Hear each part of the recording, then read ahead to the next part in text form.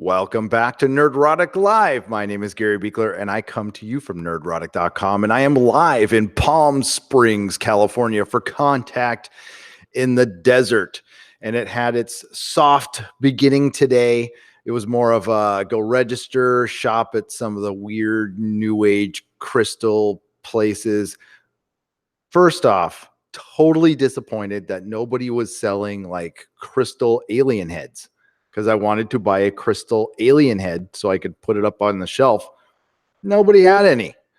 They had a bunch of books about the woo-woo and this and meditation and, like that part of it. I understand it's part of the culture and part of the thing. It's just not the thing I meditate, but that's it. I mean, I understand that's part of it, and absolutely people can do it and enjoy it, but not a new age person myself. I don't wear tie-dye, but it was fun. I got there kind of late. I did a video today, which will be out tomorrow morning. It's just kind of it's more of a, I don't know. It's not one that's going to get a ton of clicks on the regular channel because it's good news, but it'll be out in the morning. It's about Amelia Clark. And I'm sure you guys could tell that, what was it, Wednesday, I sat and recorded 3 videos in a row and kind of set them out for the week to keep the algorithm going on the other channel. So I can just relax and not have to worry about cutting videos for a couple days, because that is very time consuming, to believe it or not. If I could just do everything live, I would, because it's way more fun talking to you guys. Greetings. Mahler, did you come over here too? What's up, Mahler? Just buy Dan Aykroyd's vodka. Yeah, my wife did. She has yet to drink it all, though, Mahler. I'm very disappointed in her. My wife used to be quite the lush, but she's not anymore. I've been too good of an influence on her as far as the drinking part. The bottles are amazing. So yeah, if somebody else will drink the booze, that's fine. I did go to a meeting this morning, and then I watched Good Omens and then we had to get the internet connected. Yeah, it was a bummer. But finally did the Good Omens review on the other channel, and I am ready to talk. So there was one panel today, and it had, I'm not going to remember everybody's name, but it had Michael Tellinger and Linda Moulton Howe and Brian Forster and Hugh Newman. Who else? Somebody else was there. A couple of guys who I should have known, and I can't remember their names. But it was a pretty good panel. They mainly talked about ancient civilizations, really, which was my favorite part. They really got into that since Göbekli Tepe has arrived on the scene, which is relatively new archaeology. And speaking in archaeological terms, it was discovered in the mid-90s, but it really didn't get a lot of play for about a decade. And now everybody's talking about it. Göbekli Tepe, if you're not aware, is the oldest man-made structure on the planet that was planned, required surplus, and it came out of nowhere. So according to archaeologists, we were all in the Stone Age. We were cavemen, and we were not like doing relief carvings on rocks. So it predates Stonehenge by 5,000-6,000 years, 7,000 years. That's when they shut it down, was 12,000 years ago. My opinion, Stonehenge is much older than they say it is, much older. And that's what they're finding out. They're finding out, and they were talking about this when I was in Italy, that they're redating all of the structures now, all the stuff prior to the Romans and the Greeks, because before any kind of polygonal wall, which was those big puffy stones that are put together perfectly, they just assumed it was the Romans or the Greeks. And now they're like, I don't know. And I was in a town, I'm forgetting the name, in Italy that is built just on the side of a mountain. And there's all these cliffs with these holes in it. And these holes were where they put the dead, supposedly. And even the guide there said there was a culture that predated everybody, the Greeks, and it's an unnamed culture. They don't know who they were. They have no idea. But there was a civilization that had no name that was in Sicily. The kind of like the southeast part of Sicily, I believe. I think that's where we were. If you go on my Facebook, I did a panorama shot of the place. It's insane. It's absolutely insane, but it's really cool. It's really cool. They talked a little bit about the disclosure, but the only thing that bugged me to death was, oh God, dare I even say it? SJW UFO. It just, God, I mean, they deal with that stuff anyway, but oh God, Tellinger, man, Michael Tellinger. His Ubuntu thing is a bit much for me. So, but otherwise, it was pretty fun. I got a couple shirts, walked around. There wasn't a lot of people there. The only thing that bugged me was, here, I'll bring my guide, is, you pay $250. That's one of the guys who was there, was Billy Carson. He was pretty good. Billy Carson was there. David Hatcher Childress is going to be here too. So I'm going to show you the guide. Now, you pay $250 for just like a regular weekend pass. And it's Thursday through Monday.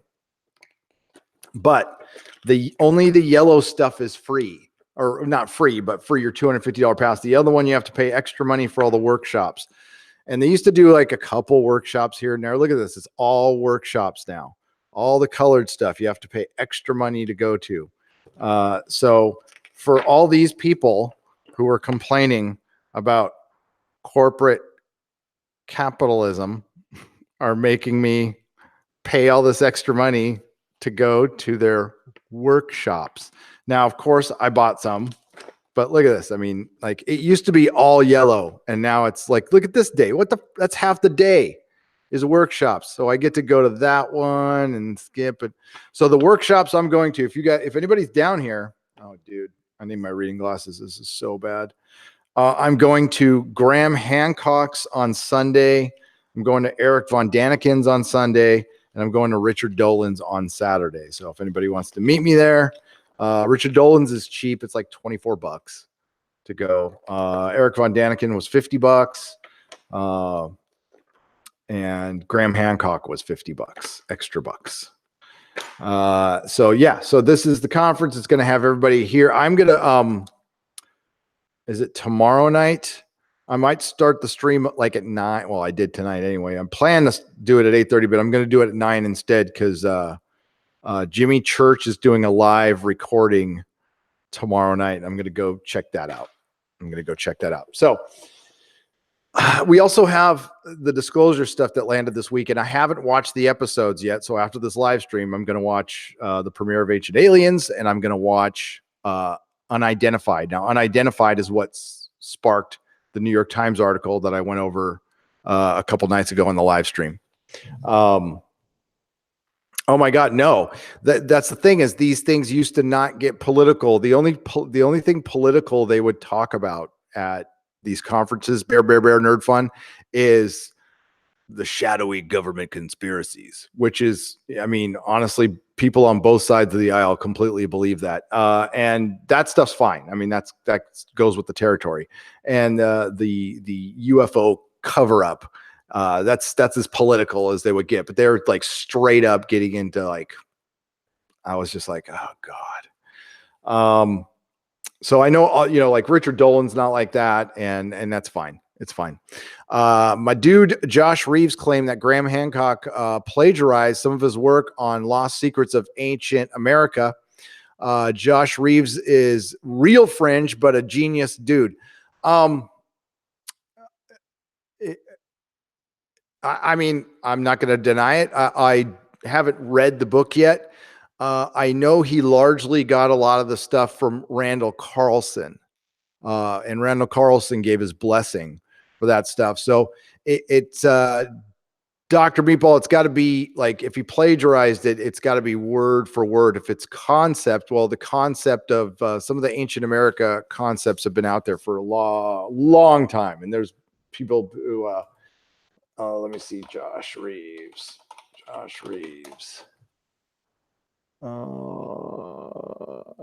What book did he write? Did he let me know what he wrote so I can look it up? Josh Reeves claimed, yeah. Okay, is it Lost Secrets of Ancient America? Okay, there it is right there. Hang on. Lost Secrets of Ancient America.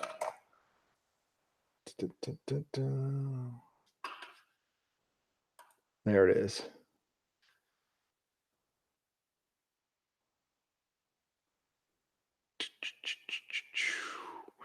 Well, yeah, if he feels like he did, then he should take him to court.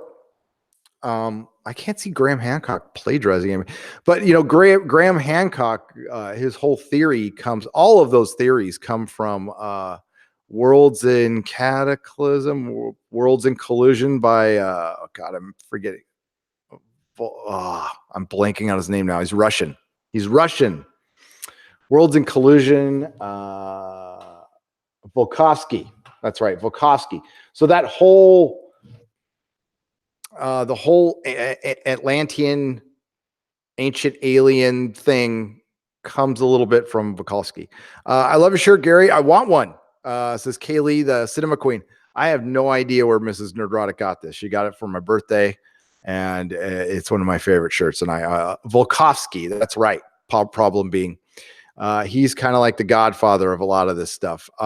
He's got some amazing theories. I love his stuff. I love it. And that guy was just a pariah, man. He got ran out of everything. And he was a friend of Einstein.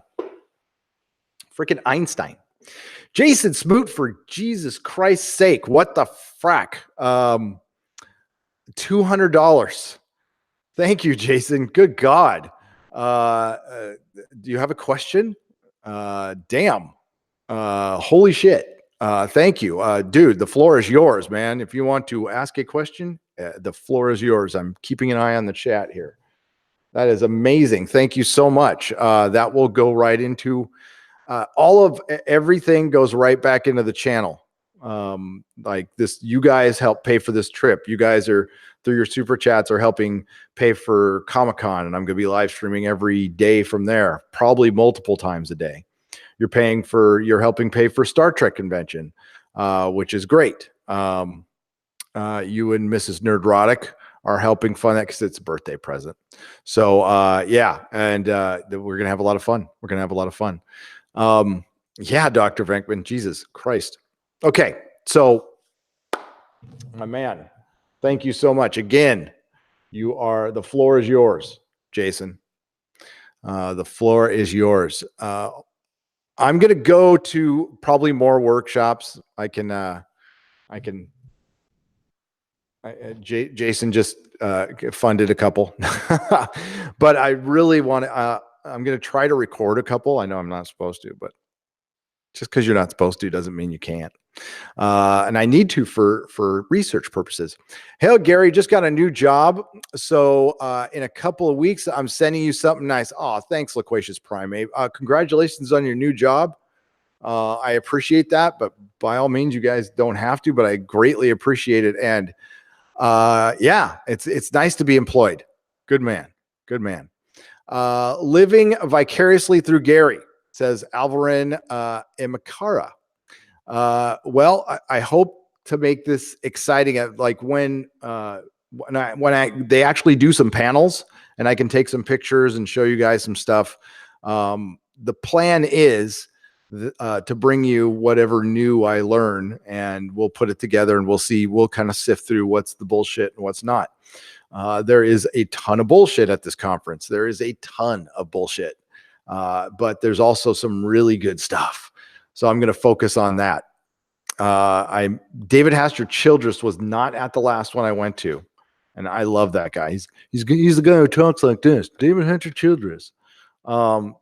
So who we have here? We've got David Adar, who has the Mars nuclear war theory, which I love. Of course, David Hatcher Childress. Stephen Bassett, I believe, is a government op, so I don't really listen to him very much. Richard Dolan is brilliant. I love Brian Forster. I love him. He's got a great channel too. He does Hidden Inca tours, which are fantastic. Going to have book 4 out to you soon, says Michael Brown. Excellent. Excellent. MPM 1125 says Cecil is love, Cecil is life. You know what's funny? MPM 1125 is I see Cecil and Doomcock mentioned in just about every live stream I go to, and I go to a lot. And you would think, and this isn't a judgment of them. This is, I am sincerely wondering how Cecil and Doomcock don't have more subscribers. They have a lot of subscribers and they're doing very well with the channel. And I'm not trying to insinuate that they're not. They're both great YouTubers. Great YouTubers. I think they should have more than I do.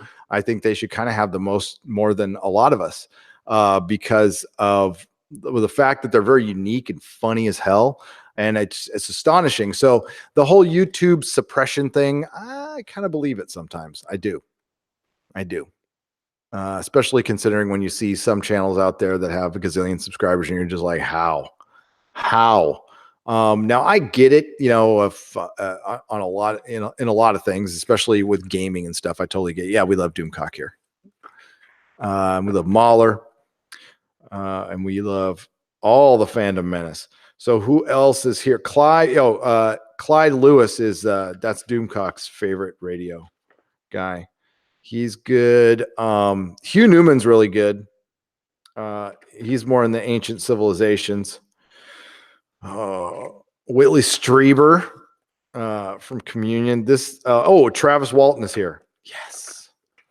Travis Walton, Fire in the Sky.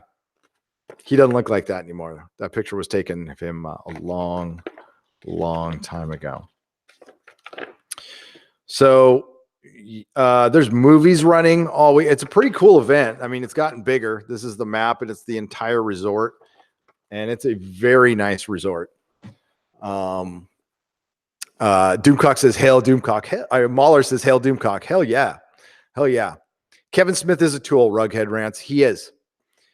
I used to have a lot of respect for him, and he's the sellout shill. Yeah, Strieber and Walton in one place. Everybody who was anybody, and Giorgio. So the whole plan is to try to get some guests for the show. Not this weekend. I don't plan on. They're all busy, and I don't. Yeah, I'm going to be busy, but in the future to get some people on. Wait, who's a sellout? Says Samu, right? Kevin Smith. I don't think that's any news to anybody. And he didn't need to be. That's the thing. Is Kevin made his reputation on not being one, on being the one guy who like works in Hollywood, but is kind of the man of the people and the voice of the nerd. And he was for many years, and he did his job very, for the most part, pretty good. But now he just loves everything, and maybe he genuinely does. And that's what happens when, you know, you get into the machine and you got to play the game, and you got to, you know, love everything. And, you know, he's popular enough where he doesn't care that people call him a sellout because he's got a whole new set of fans now. Personally, I can only hear the Superman giant spider story so many times, and I've heard it a million times. And he used to be the best thing at Comic-Con, but he's not anymore. Kermit the Log, are you in need of intern frogs? Probably right now. I'm bringing on 2 people to help, just to help me. I need somebody to help import messages into my email, because I got a lot of people, because I kept my DMs open on Facebook and I can't read them all, but I can read all my emails. He's no John Campea though. Oh God, no. I liked what he did with Stan Lee. Like, he offered a place for Stan Lee. I thought that was pretty classy. Mallrats is greater than Clerks. Jay and Silent Bob is better than both of them. Strikes Back. But I like both those movies. Is Doomcock Cecil? No. 100% no. But is Cecil Doomcock? That's the question. Doomcock isn't Cecil, but I'm not sure if Cecil isn't Doomcock. Are you yourself? Or are we just in the electric universe? Or are we holograms? Or are we a burnout's acid trip? Is our God, is like God is just a hippie on some 4-way window pane and we are just his trip. That could be it. Cecil could be Harvey. That's a Lethal Diva. That's a good point. I'm not going to argue that. Doomcock is Carrot Top. Oh, silhouetted animator. I thought you liked Doomcock. Cecil is us. Peter Sass. Yes. Kermit the Log. If San Francisco will work for, I'm in San Francisco, will work for free. Also not a serial killer. Well, then you're out, buddy, because you had to be a serial killer. No, I'm just kidding. Yeah. I got to figure out, I got to prioritize what we would have you do. What if we're in the eye of a blue-eyed giant named Macumber? That's it. Maybe. There are people out there who think that. We could be. Yeah. I just think we're in a Peter's acid trip in 1969. Let's get over to the chat here. Give me just a second. Mr. Twisted 72. Doomcock's Godzilla review was soul crushing. Oh, why? Why? Did he not like it? Well, here's the thing. Doomcock is honest. So whether he liked it or not, I don't know because I haven't seen his review. You know you are getting honesty from Doomcock. Doomcock will not give a good review, and nor will I, because I think it's what you guys want to hear. No. It's not how it works. And it sucks. I'm seeing it with my son. I cannot see a giant monster movie without my 13-year-old son. I would be the worst father in the world if I watched it without him. So he asked, I'm out. What? It's your last day of school. We can do anything. What do you want to do? And he wanted to hang out with me. So like, I'm not a crying type of dude, but when you hear your son say like, what do you want to do? You could do anything. I just want to hang out with you. Whatever we do, I want to hang out with you. You just go, oh, damn it. There's something in my eye. Oh, God damn it. Oh man, there's sand flying around in here or something. Yeah.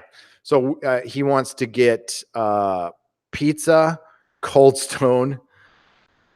We're one of the two, not both, and Godzilla. And I'm like, fuck yeah. I raised such a great kid. I would love to take credit, but he's got a outstanding mother. Jason Smoot, 20 more dollars. You keep bringing the best channel. Looking forward to the shenanigans. I love shenanigans and tomfoolery, Jason. It's all about the shenanigans and skullduggery and shenanigans and tomfoolery. All about it. Tech Guy. I'm thinking I'm going to try to go to Contact next year. Tech Guy, if you're into this stuff, absolutely. It's fun. It's such a better location. So 2 years ago, it was in Joshua Tree, one of my favorite places on earth, but it's not a good place to go to. They went to this wellness center. So it's like these huts, and then it's a bunch of outdoor arenas, and it's 95 degrees. This is the cool time. We're coming out of winter, so it's a little cooler. And those of you who don't live around here, like, what, 95 is cooler? Yes. Usually it's like 110. 115. I was at a panel 2 years ago. It was 115 degrees outside. So that's a little too hot for me. So we are in this giant, lovely, air-conditioned Ponzi hotel with all these rich golfers and then all these weird dudes with big beards and freaking alien shirts on, which is great. I love it. The contrast is excellent. Mr. Twisted, I've got to watch his review. I wish I could stop and we could just watch his review together, but we can't. Kermit the Log, you've asked so much. Yeah. Honestly, how can I turn down somebody who wants to help me? That'd be stupid. Yeah. And plus he promised not to kill cereal, which is good because I like cereal. It tastes good. Look for alien who speaks Zen. Peter Davison, Australian, $2. That's what I'm getting wrong. It's an alien who speaks Zen. We come for your inner peace. Blah, blah. M.I. Clark, thank you for the 99-cent donation. I greatly appreciate it. If you got a question, hit @Nerderotic in the chat. I'll be back in there in a second. Tech Guy, $5. I watched a cool YouTube video once that talked about all the factors it takes to for life to form as on Earth. It's truly amazing all the events needed. Yeah, Tech Guy. A guy at the panel. One of the guys at the panel. I'm forgetting it. I'll try to look for his name. His brother was one of the first people who mapped the human genome. So his brother was brilliant. Now this guy, I don't know if he's brilliant or he's just the brother of a brilliant guy. Just because you came out the same exit as your brother doesn't mean you're as smart as him. But he seemed pretty smart, and he was talking about DNA and how even his brother, who's by all accounts full-on scientist, so with scientist thoughts and scientist beliefs, said that they're mapping the human genome and they're figuring out DNA. They're finding out stuff they had no concept of, and he quoted his brother as saying, "It looks designed, it looks engineered." And he didn't say that's what he believed. He says that's how it looked. I wouldn't be surprised. There's a lot. My favorite thing to point out is the moon. The moon is the single biggest, not coincidence. It's think of the moon as a Deus ex machina for Earth. If we're going to talk about it in narrative terms, it should not exist. It's too big. Now, yes, there's other moons that rotate the opposite way, but they aren't that big.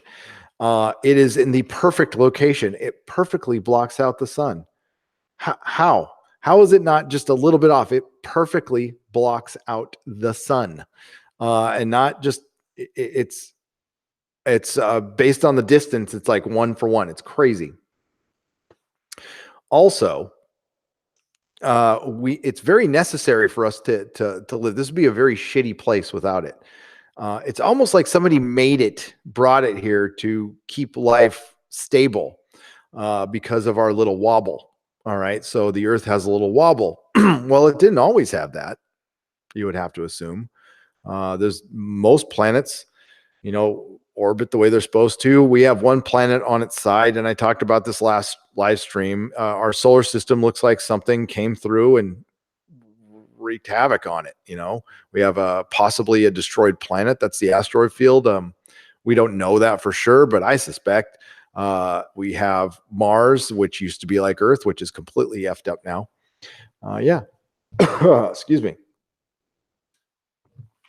Credible astronaut said dropped landing moon rung. From the as far as like, are you talking about the moon ringing like a bell? Tech Guy, thank you for the $2. Yes, the moon rang like a bell, rang like a goddamn bell, like it's hollow. So I honestly, I have tons of theories. I don't know what I believe. I like all the theories though. I love hearing moon theories. Let me get his name here. I think he's kind of persona non grata amongst the UFO field now, but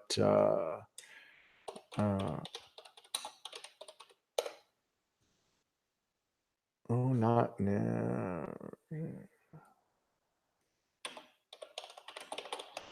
Give me just a second. I don't know why I know this guy's name forever, and I get on a live stream and I forget it. Richard Hoagland. Richard Hoagland is he just isn't on the radio that much, and I think he got on George Norrie's bad side. I'm not really sure, but I love Richard Hoagland and all of his crazy theories, because I don't think some of them are that crazy. some of the stuff he's found on Mars, and he's the one who, really pushed for the face on Mars, and which has since supposedly been debunked, but there's a lot of weirdness about that.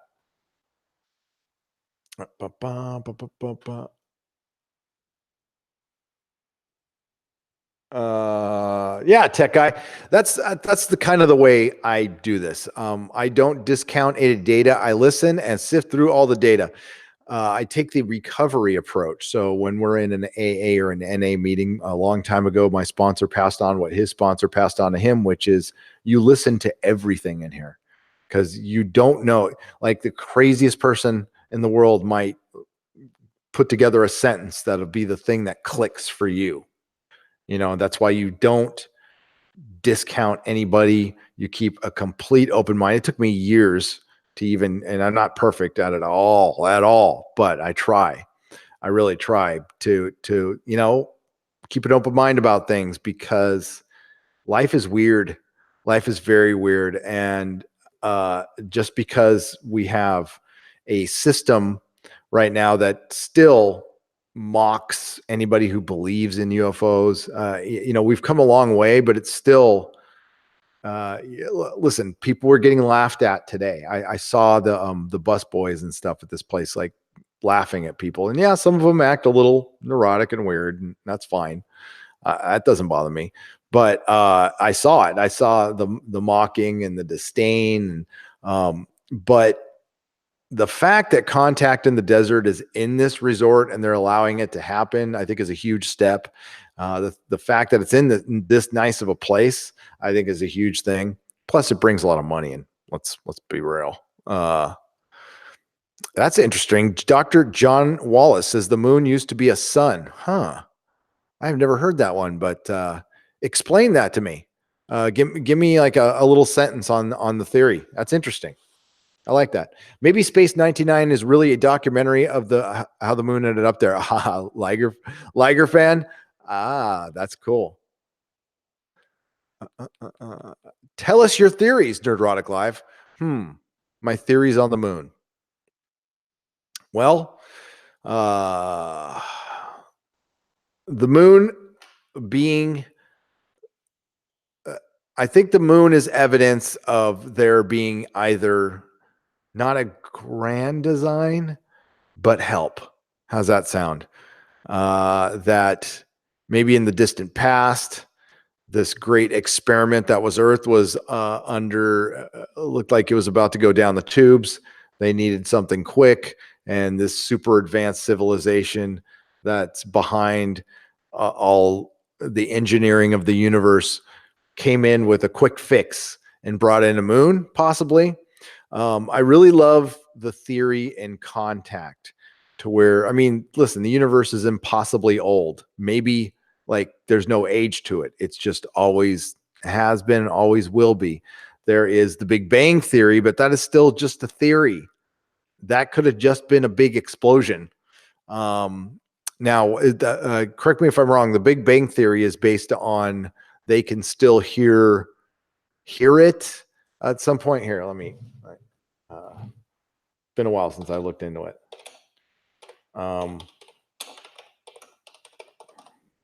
So I am not a religious person, and we're not going to really get into religion.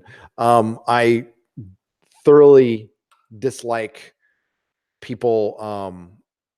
Listen, everything should be allowed to be made fun of. I think a good joke here and there is fine. Like, it keeps levity about the place, and you can make fun of me, and we'll poke at religion. I just think if you're going to poke at religion, you should do it equally. You should spread the love equally. I think one particular religion right now in Western culture, especially in Hollywood and the BBC, tends to get picked on. Now, while this certainly was a thing in the 90s, that's when it was kind of edgy, because there was a lot of it was kind of like the last great push from religion with the PMRC and stuff. So I was very much against that too. I freaking hated the PMRC because they were trying to censor. So Fred Johnson from The Expanse, I'm going to paraphrase one of his sayings when he was asked about all the politics changing around him and the Belters in The Expanse. And he's like, my politics haven't changed. They keep changing around me. My politics have been the same. And that's kind of, while my politics have evolved, I'm still pretty much, you don't tell me what to do. I will not tell you what to do. And you're certainly allowed to criticize me and stuff, but just don't tell me what to do. And we're good. We're totally good. Do it, live your life. You can dress how you like, go whatever bathroom you like. I don't care. I give two shits. As long as you're not hurting anybody, it's all good. But I certainly think I used to be, I was raised in like a Lutheran household, but I've never been a big believer in I used to believe like in God, but I used to not really be very churchy, we'll say. Then I went through my angry 20s, vegetarian atheist phase in the 90s. I may or may not have had a ponytail at one point and really long hair. I have no excuse. It was the fucking 90s. But after that, when I'm more of a belief, I know this is really long-winded, I'm sorry, that there is some kind of engineer. I like to call it the engineer. There's somebody out there working on stuff that's so beyond our scope and brain, it is ineffable, right? Is that a concept that the human brain can't, I got to make sure I'm getting my big words right. Too great or extreme to be expressed or described in words. I thought it was, I got it confused with uneffable, which is like, never mind. Yeah. So I think there might be some, to what end? I don't know. I'm not the biggest theory person in the world. I love to take in information and consider it and take in more information. As far as like aliens, I go back and forth on that one. I really do. There's times I'm like, they just come here and observe us and like kind of leave us alone. But now I'm more of a mind that they're here, that they're absolutely here. Are they interacting with our government? I think that's a possibility. But my current theory on aliens is they're in our oceans. It's a place where they have the technology to go to and we don't. Perfect hiding place. Something that we have only we've mapped the bottom, but not well. And they are mostly unexplored, like 90%. 90% of 70% of our planet has not been explored by man because we're not that advanced yet. We like to think we are. We like to think we're super smart. I had one guy in the panel say that the aliens this is one of the speakers was saying that the aliens are visiting our planet because we're the most special species and most special planet in the world or in the universe. And I'm like, nah, I don't think so. I think we are a species on a planet in a universe. I don't think we're divine. I don't think he was putting off that we were divine. I think he was just saying we're unique. Sure. But I truly think the universe is like Hitchhiker. I think there's a very good chance as above, so below. It's bureaucratic and stupid, and there's evil races, and there's good races, and there's dumb races, and there's probably countless races who have blown themselves up. There's some who have achieved godlike technology, and they want nothing to do with us because we are an anthill to them. But I honestly, I like the journey part of it. That's my favorite part. I just like listening and also if you're stuck for a story, back when I was writing the comic, I got all of my ideas from Art Bell. Is it stealing? Not if I turn it into my own story, and you're not really stealing somebody just talking about an event that happened to them. I'm not stealing a story they made up unless they're freaking lying. And then I guess I am, but it's just events and I use them to inspire. And that's how most people write. Mahler just said something. I'm sorry. Mahler, what if we are the aliens? I think we are. I think we are. So this gets brought up a lot, but I think it's a good question. And Steve White just says Aquaman. Is Aquaman down there? I kind of like that movie. I know it's shit, but I liked it. So us being the aliens, and if you just look at every other animal on this planet has adapted to its environment. So polar bears have white fur, and the all the things that Darwin studied in the God, what was the name of the islands again? I don't know. Something with a G. And we have those was it the pilot fish that's on the bottom of the ocean that's got his own little light. He's got his own light. He brought his own light. He's got his torch, as you would say in the UK. He's got his little hangs off his head and he dangles it and he lures people in. Then he bites it. That's a pilot fish, right? Yeah, that's crazy. That's adapting your environment. And then there's us who have to put on clothes when we get cold. And Giorgio's brought this up, and I know it's a very simple argument, but it's a very simple one that nobody's like properly answered. Now, you could say that we've got, since we've been advanced, we've gone away from that, but we didn't have fur on us back then before we got advanced. Now we've only been around like a short amount of time. So how did we achieve consciousness if we've only been around a short amount of time when there's other species that have been here for millions of years and their brains have not evolved that much and ours evolved like that? I'm sure there's a scientific answer for this, or theory, or rationalization, however you want to look at it. But and I'm not, there's nothing that says I'm sure we evolved it to some point, but it's crazy fast. Now, why? I think it's interesting. I think we either got help or there is a theory out there. I know I'm getting out there, but that's what we're supposed to do on this show.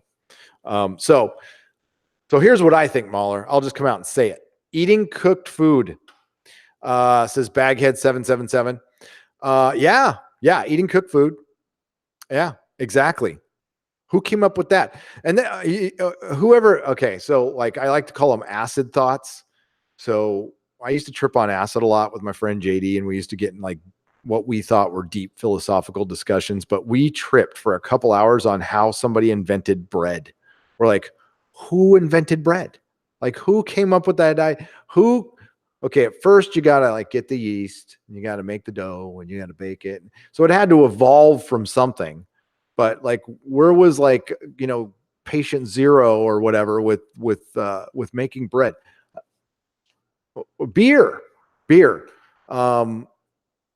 You have to, or just alcohol. We'll just say just alcohol.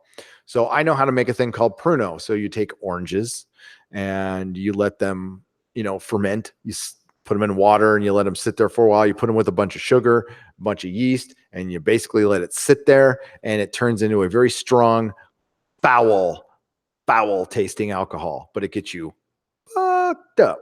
And people make it in jails and prisons like all the time.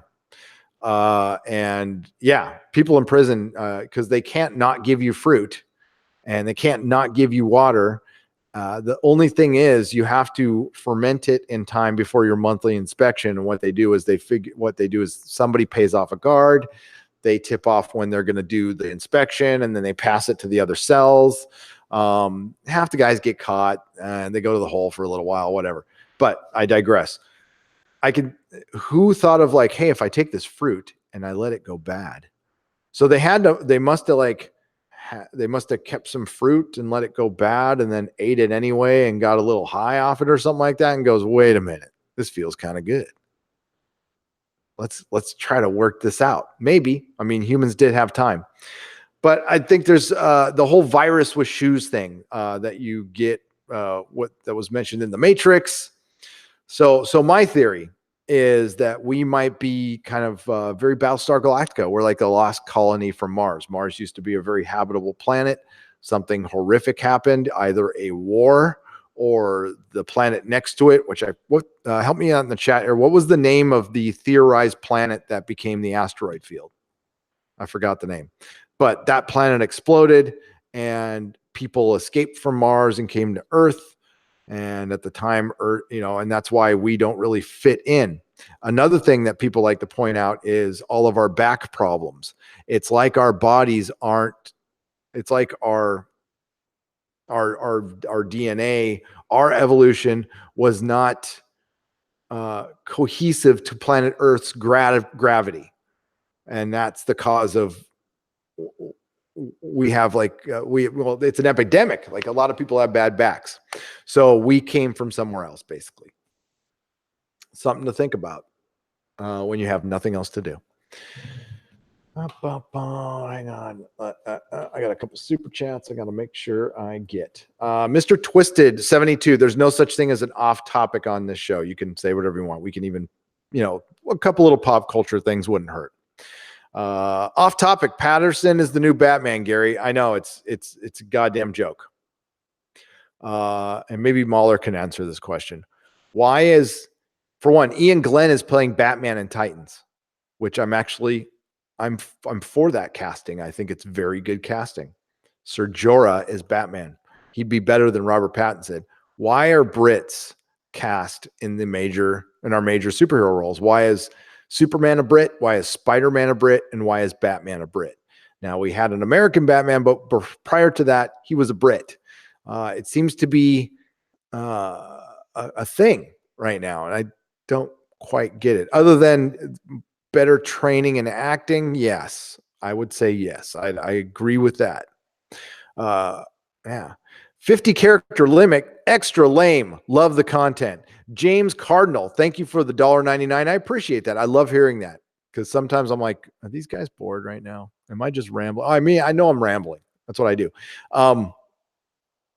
Yeah.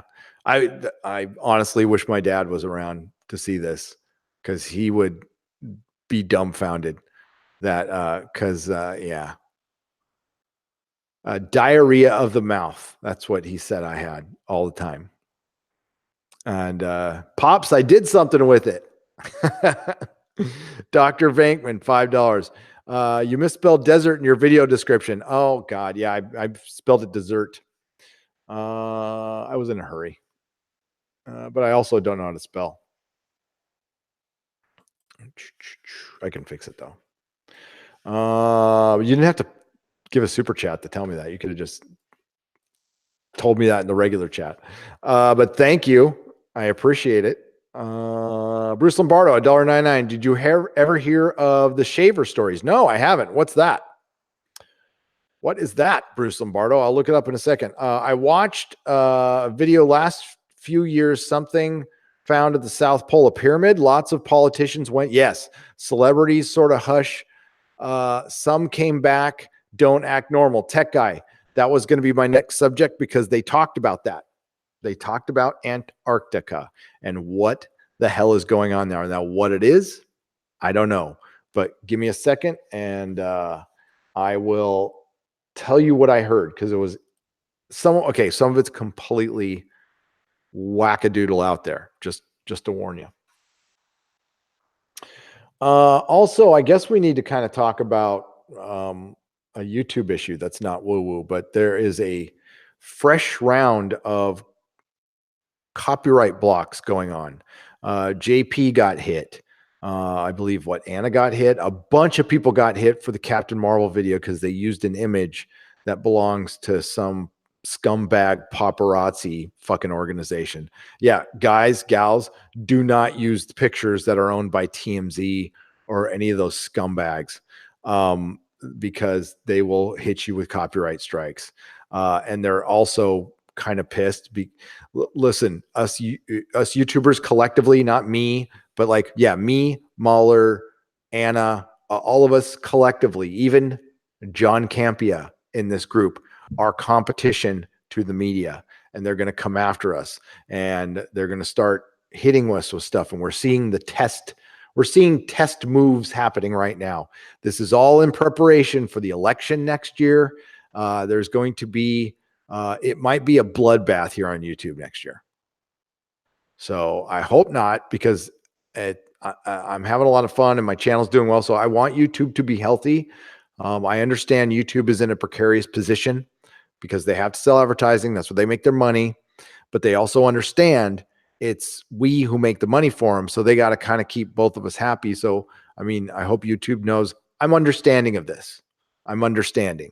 So, the only thing YouTube really needs to work on is they have enough money. They need to hire enough people.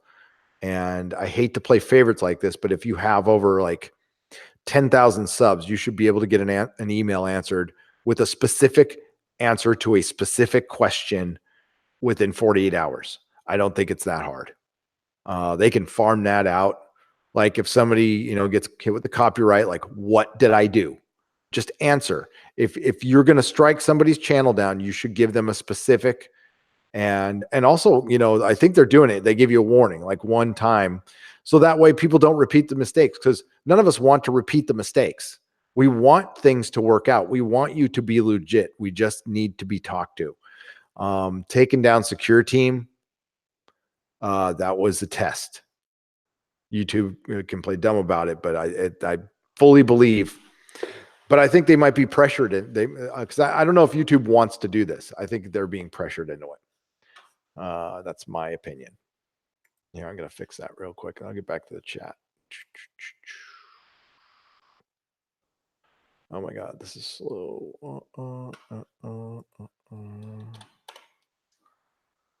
There we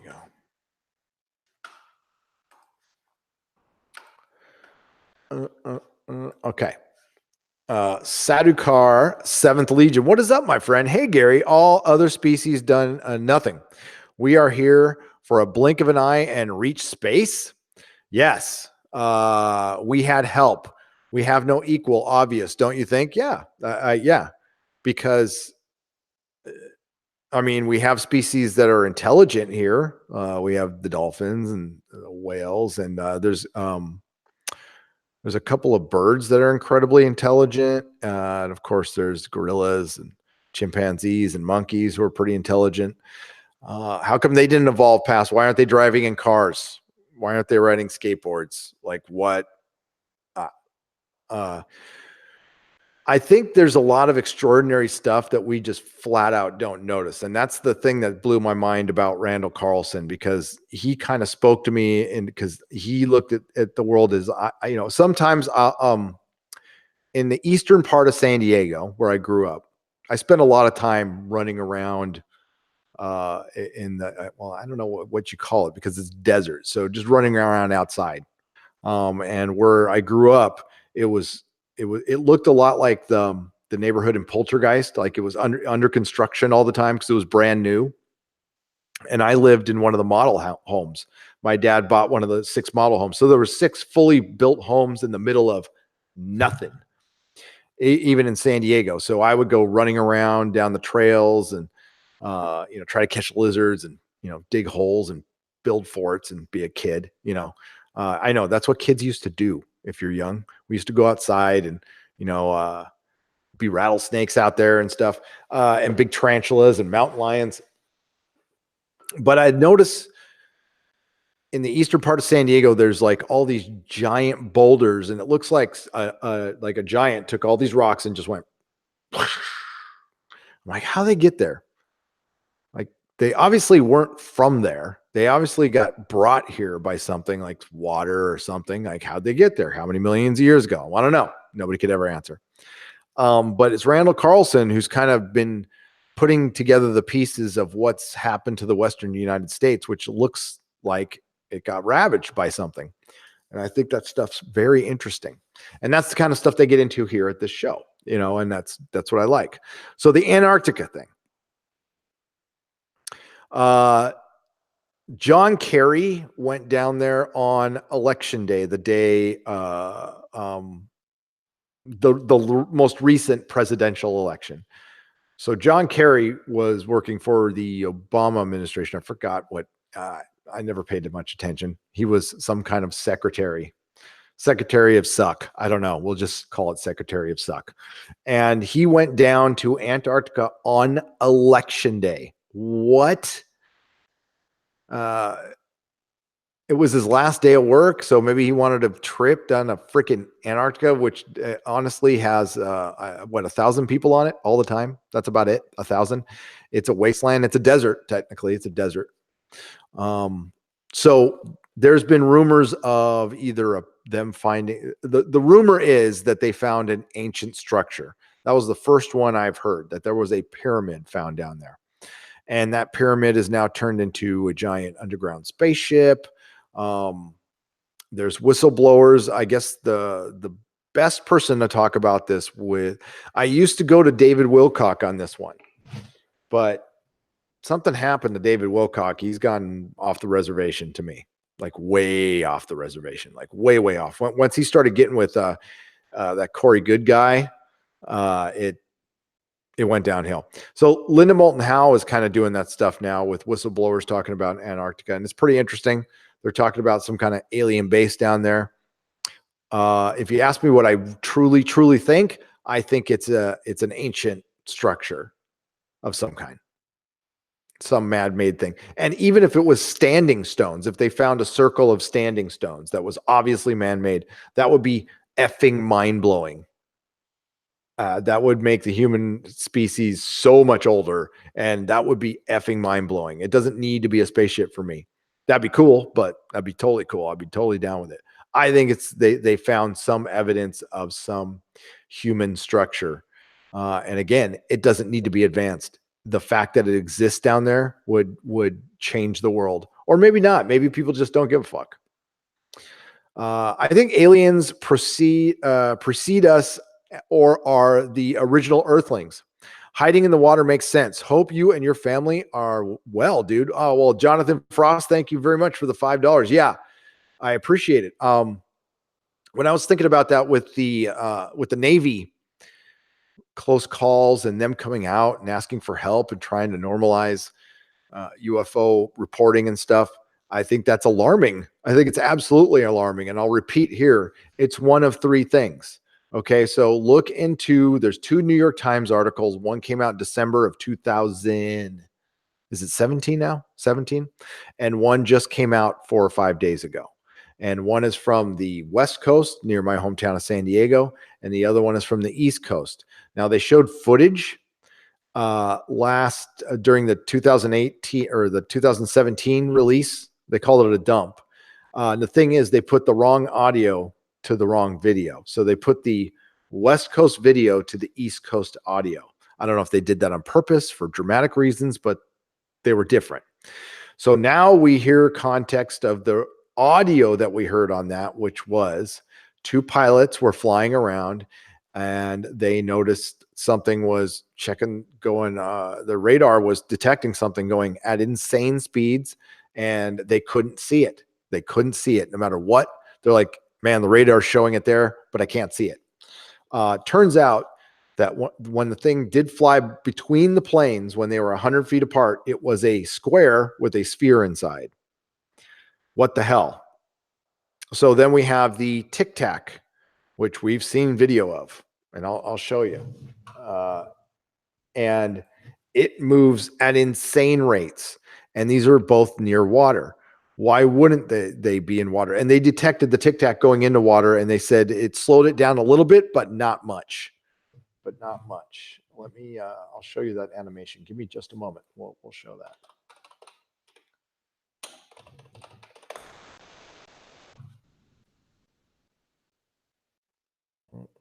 Nimitz encounters.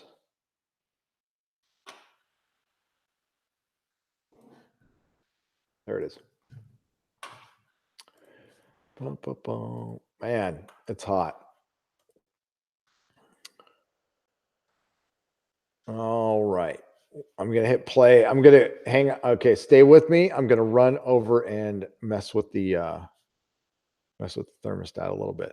So watch this for a second. I'll be right back.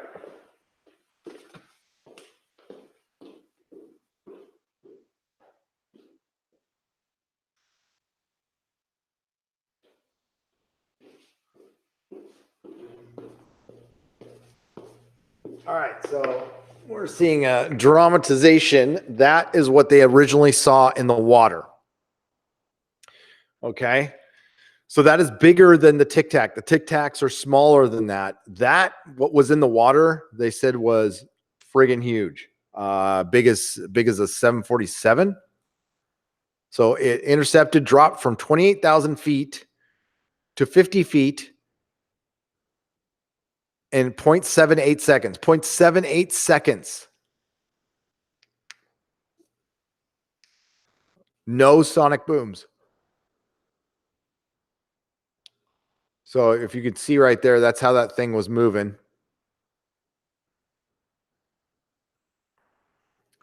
And this, of course, is a dramatization.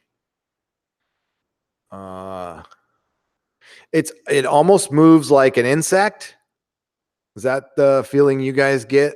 Like this thing is whatever's controlling it, it is completely mental or part of a hive mind, or it moves like that. Well, because it can, for one. And notice the vibrations around it.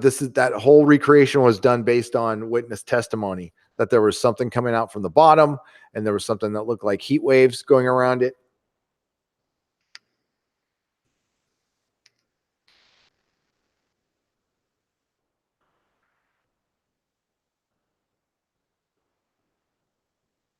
And after I've seen this recreation, it really gives the actual footage context. I don't know if they show the actual footage. There it is.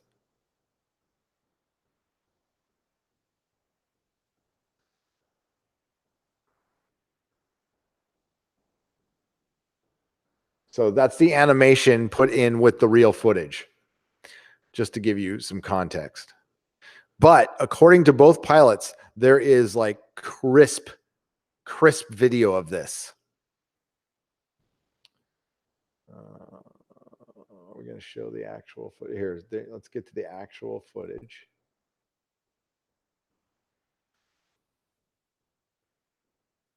There we go. Now, the reason we're picking this stuff up so much is we have a new radar system that came in 2004, and it has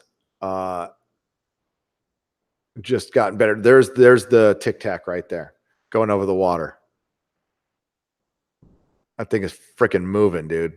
So we're able to pick up more than we have been able to in the past. And yeah, it's been 13 years since the Nimitz encounter. I remember hearing about this in 2004. I don't know if any of you do. I remember hearing about it and then not hearing about it ever again. But according to this pilot, there was multiple Tic Tacs, and they were in space, and they all came down.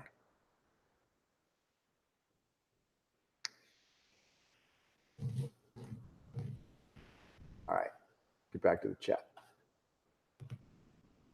Back to the chat. Dun, dun, dun. All right. Disabled llama for Australian $2.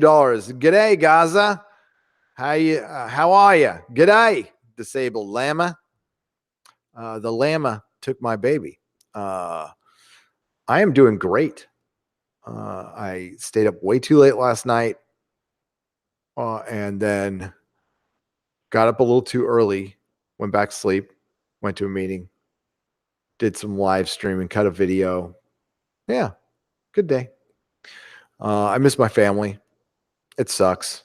I hate to admit that, but like, yeah, I'm not the kind of person who likes to be away. I don't need time away from my family. I wanted them to come, but Nerdrotic Junior's got 3 more days left of school, and Mel, of course, is working. She's booked out for quite some time, so she can't just get up and leave. We got to plan it out. Our closest relative is still the trees, huh? Sadokar 7th Legion asked for 2 pounds. Maybe. I know it's a great song by Rush. It's a great song. There is trouble in the forest. Dun, dun, dun, dun, dun. Jonathan Frost.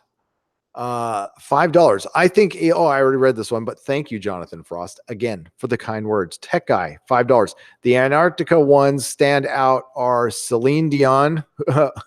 Look at her now. She pushes for androgynous kids.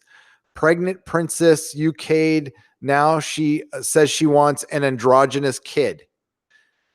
It's a trend. So you can't have an androgynous kid. You can certainly make them that way, but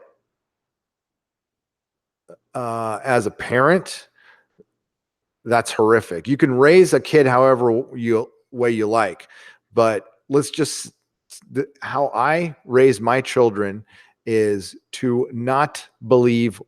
I don't want to push my beliefs on them. I want them to figure shit out on their own. I give them information. I tell them when I'm biased. But I like my kids arriving at their own solutions and ideas and beliefs. Never pushed a religion on my kid. I honestly don't know what Nerdrotic Jr. thinks. I think he believes in God. And my oldest kid is Buddhist. So yeah, they can do what they like. I think pushing stuff on kids at too early of an age is abuse. Especially when it's something that's just really superficial that can do damage down the road with identity. Identity is a big deal, and you can't fuck with it too much. For sure. We all know that. We've all gone through that phase as kids. Here's $2 from a free super chat from YouTube. Thank you, Christy. I appreciate it. But that is my opinion. And if, honestly, I mean, you're free as long as you're not harming your child, you're free to, of course, raise them however you feel. And I don't know how harmful raising them androgynous can be. If you mean just simply, we're not going to fall into that, like,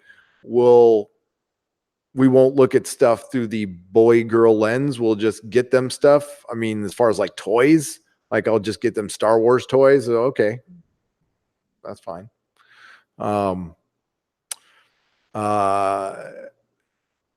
It got brought up in Good Omens today. Like a girl wanted a boy's bike and she didn't want a girl's bike. Honestly, I've never seen the logic between the boys and the girls' bike anyway, because the girls' bikes bars go down, and you would think like they don't have balls to worry about. Like their bars would go down. I don't know why our bars went across.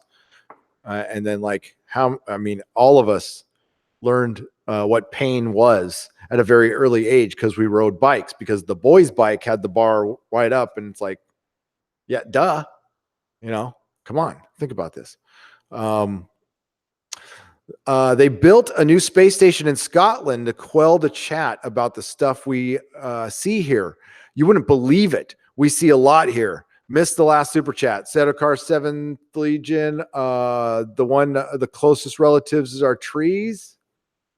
And I read the other one before that too.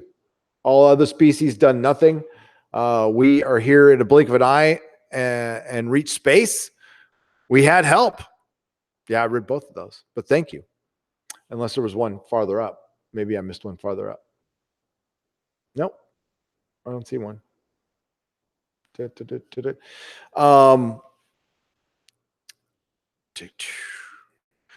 So what kind of, are there a lot of sightings in Scotland? Are there, I've heard there's a lot in the UK. I didn't know there was more in Scotland, but you guys have so many stories from a lot of stuff gets inspired from sightings. So yeah,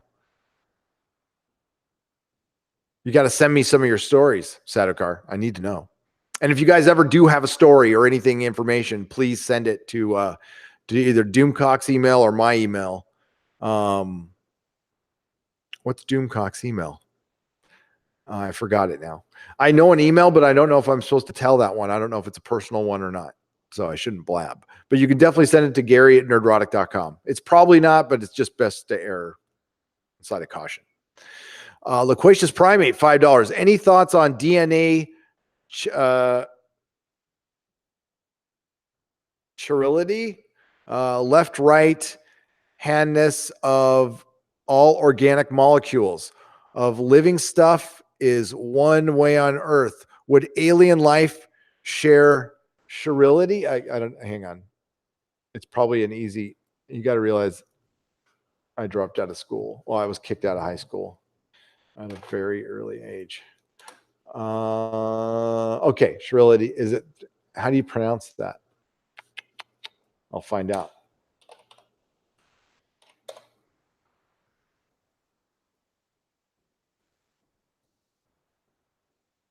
Thanks to YouTube.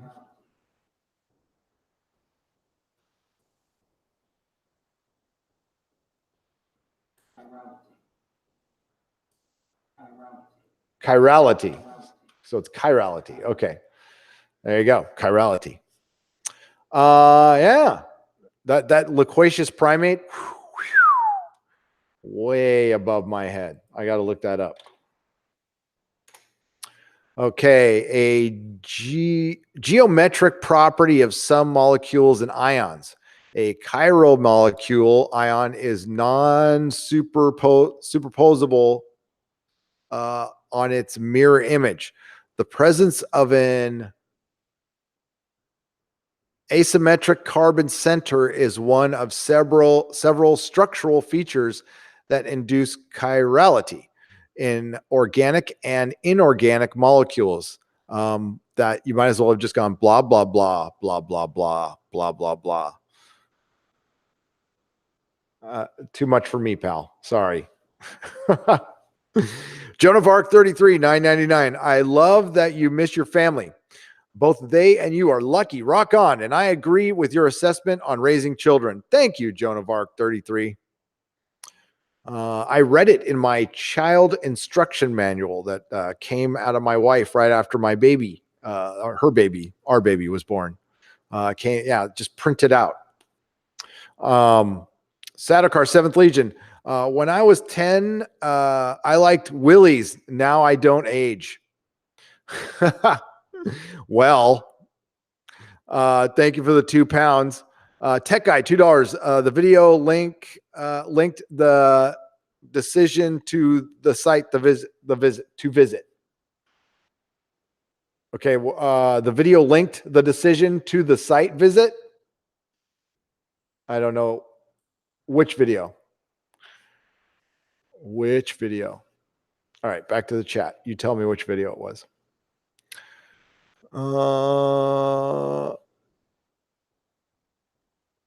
Okay, now Jesus, man, it's going so fast. Hang on. Yeah, I never got why they split bikes like that for sexes. I thought the exact same thing you did. Why would they give the boys the bar that would hurt? I don't know. Avenger 2. It boggled my mind.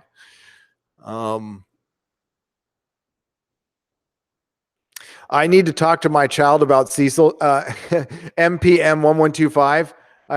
Should I tell my child it's time for us to have the talk? Have you heard the story of Cecil? It's a double-edged sword of being famous, ladies, baby. You get a life wish fulfillment, yet one of confusion. Chili people. Well, yeah. I mean, when we see celebrity parents want to raise their baby in a way that will make them look better, that will enhance their careers, that might have even been suggested by an agent, like you should consider raising your child androgynous. It's really it's very controversial, so it'll get people talking about you, and you'll get hashtagged a lot, and you'll get talked about on social networks. You'll have people against you and for you, which is great these days, which is just great. It'll cause a controversy, and you can use your own child that you birthed out of your body to enhance your career. I can't think of anything more superficial and disgusting. I honestly can't. And we wonder what happens to kids in Hollywood. Well, I don't, honestly, and I doubt you do too. But for some reason, we're not supposed to talk about it.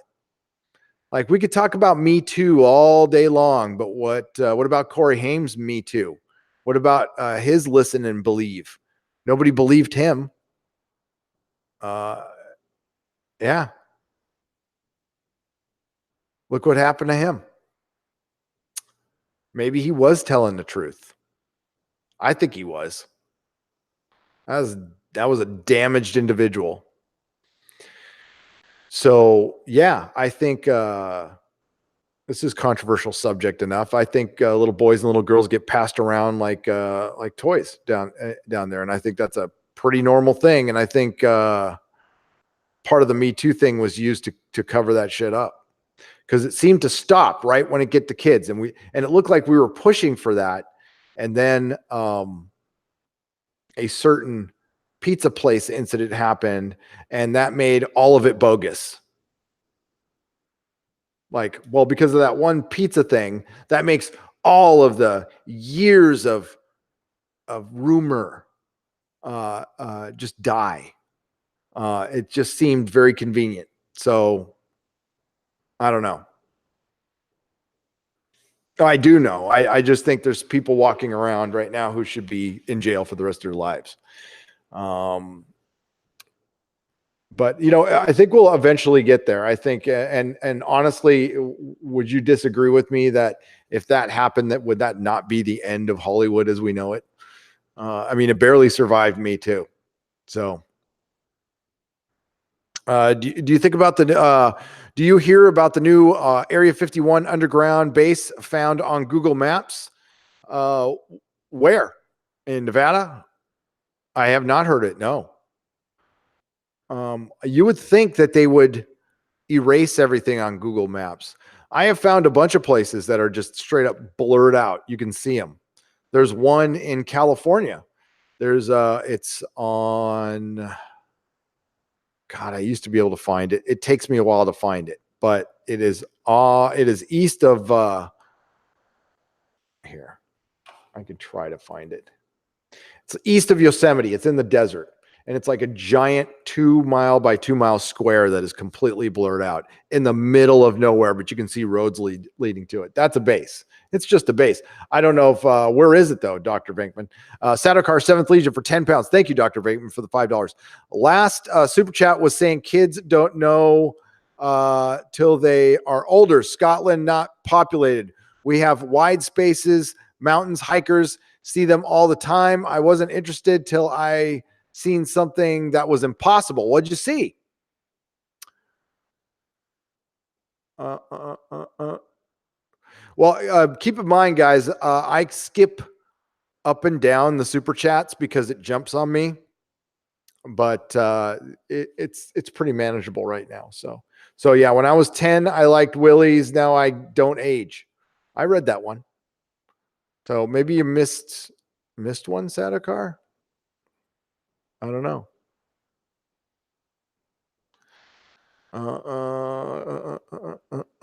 But you don't have to send it again. I'll get to it. I'll get to it. Yeah, don't worry. Thank you, Sadokar 7th Legion, for £5. They built a new space station in Scotland, the Quell. I read that one. Okay.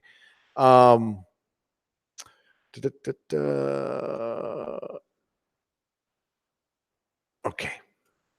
For proof about aliens, J.J. Abrams, Akiva Goldsman, Dan and Dave, and Chris Chibnall are confirmed Packlids. We look for things to make us go, says Philip A. Demick. Yes. Gary, will I watch Unidentified right after I'm done with the stream? And we will talk about it tomorrow night. So that's your homework tonight, everybody. You got to watch Unidentified. You got to watch the first episode of Ancient Aliens, and we will discuss tomorrow on the evening stream, plus all the stuff I learned at Contact. When does it start? God damn, this is so embarrassing.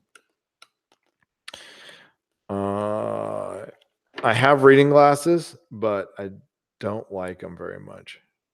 What time? God, who can read this? Who can read that? Hang on. I'll use my magnifying glass phone. I usually have a magnifying glass. Oh, it's my wife.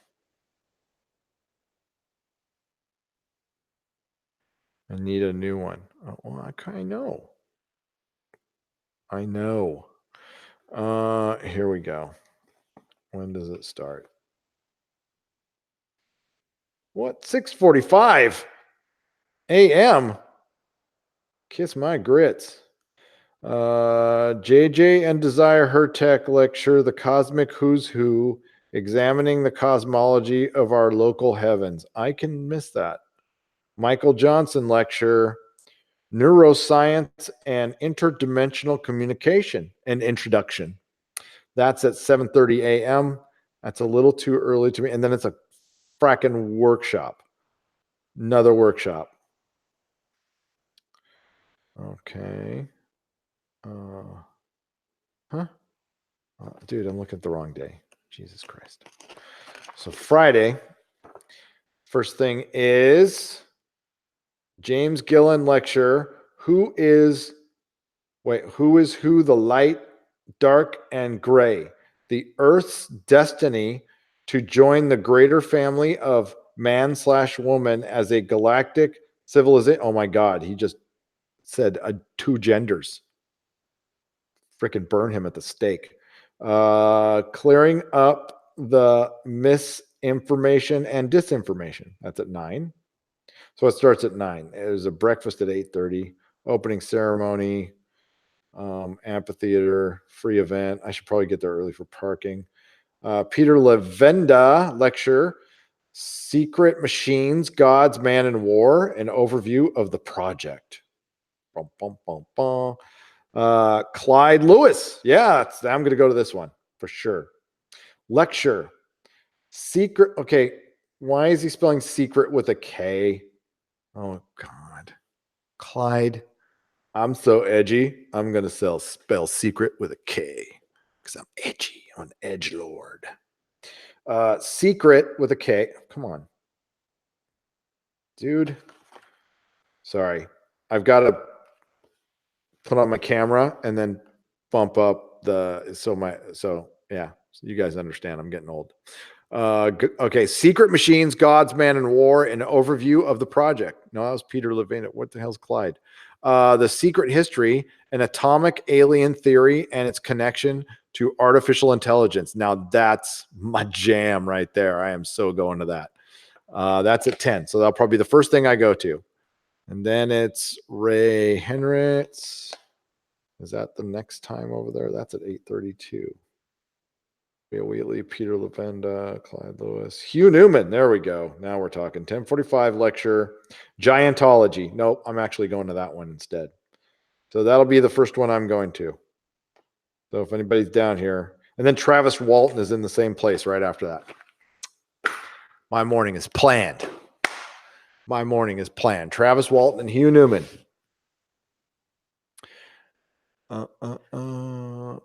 Graham Hancock has lots of weird groupies. Steve White, there are some pretty weird people at the thing. Oh yeah. I am like the normalist, like of norm. I am like a guy with a white golf shirt on, right? Like seriously.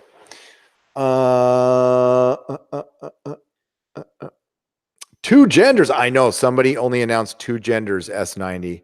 I think we should get some pitchforks and some torches and get a good old fashioned, I can't say it, better not, but well, you know what I'm talking about. We'll get a posse.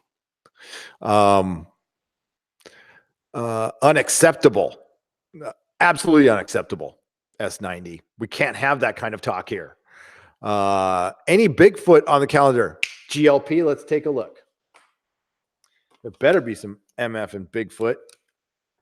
My furry little friend has not been getting the attention he deserved. But sorry, I've got to go through this whole goddamn process again. But I don't mind doing it for you guys. I'm sure it's not very exciting live streaming, but this is kind of like my fast, loose, and free channel where we can live stream about whatever. Now the open Graham Hancock lunch, why is that at 10:32? But that's Saturday. So Saturday is Graham Hancock. I gotta keep looking at the right days. Okay, Hugh Newman. Yes, there's a Bigfoot. Here it is. Okay. Bigfoot Collectors Club. There's a Bigfoot Collectors Club. Bigfoot Collectors Club podcast with live interview with Daryl Sims. Oh, well, Daryl Sims is there. My God, what a genius. I don't know who that is. Bryce Johnson, Michael McMillan, and Riley Bray from 2:30 to 4:25. And I think they're recording the podcast live. That's the only Bigfoot thing I saw. That kind of sucks. Where is Dave Polides when you need him? Project Blue Book lecture with Richard Dolan. Yeah. There's Daryl Sims again. Yeah, there's no crypto stuff at all. That's a little disappointing. Nick Pope is there. Yeah. So, yeah, tomorrow, Hugh Newman and Travis Walton will be great. Money running out. I shall email some stuff I bet you aren't aware of. Please. Yeah, please. Anything I'm not aware. I love this. The pill UFO. I love that, Dr. Meatball. That's funny. Any discussion of giants is interesting to me. Tito George, I love the subject. I don't know how much of it I actually believe, but I love the subject, and Hugh Newman is really good at it. He's really good. What's up, Bear Knight? How's it going? As a slightly tall redhead, I wholeheartedly prescribe to Nephilim theory. I love the theory. I put it into the comic book I wrote. Nobody's talking politics right now. Are you behind on the chat, Sadokar? I said in the beginning of the live stream that politics was invading contact in the desert and not your typical, the shadowy government, is controlling us all with the Masons and the Bilderbergers and stuff. That's normal. I don't even consider that politics. I just consider that normal for something like this. But no, they were like talking about I won't even talk about, I'll be very vague. They were talking about political systems and how one system needs to end. An adult got up and told everybody that one day my dream is to get everybody to just not buy anything, not go to work, and just end it right there. And I'm like, I mean, that sounds wonderful. It does. It will be hell on earth after that, though. Just so you know, if there's an electromagnetic pulse, it'll be hell on earth. It'll be a not fun place. And there's a lot of people in this country who have no concept on how sideways things can get so quick. It's hard to explain. I'm sure many of you who are old enough have been in situations where you see things go sideways like that, and it's nuts. So, yeah. There's a lot of people who couldn't live under a bush in front of a Long John Silver's in Encinitas for 6 months and do very well. It sucked. Believe me, I did when I was homeless for that long period of time. It totally sucked. And there's a lot of people who just could not handle that. Imagine that like countrywide. It would be terrible. But yeah, let's just talk about UFOs and not talk about changing systems. And but it's being invaded. It's definitely being invaded, as it's invading everything else. And the one subject that they're not talking about at the goddamn UFO conspiracy is how all of everything is getting invaded with a certain agenda. Like, that doesn't get brought up, except Mike Barra brought it up, and he's been ostracized for some reason. And Richard Dolan brings it up once in a while, but they can't get rid of him. He's too respected. But breakaway civilization, stuff like that. Yeah, that's stuff maybe I'll ask that question. Like, how come nobody talks about this? It's been invading our pop culture. It's something I've been talking about on my YouTube channel for years. Yeah, maybe I'll actually ask somebody a question. And maybe instead of asking, I'll probably ask, if I could, I'll ask Richard, because I know we'll get a well thought out answer and he might actually agree with me.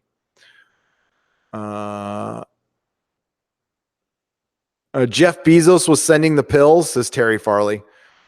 I hope they were good pills. I wouldn't be surprised if somebody doesn't use Amazon's delivery system to, hide some shipments. That just entered my brain. It'd probably be pretty easy. Uh,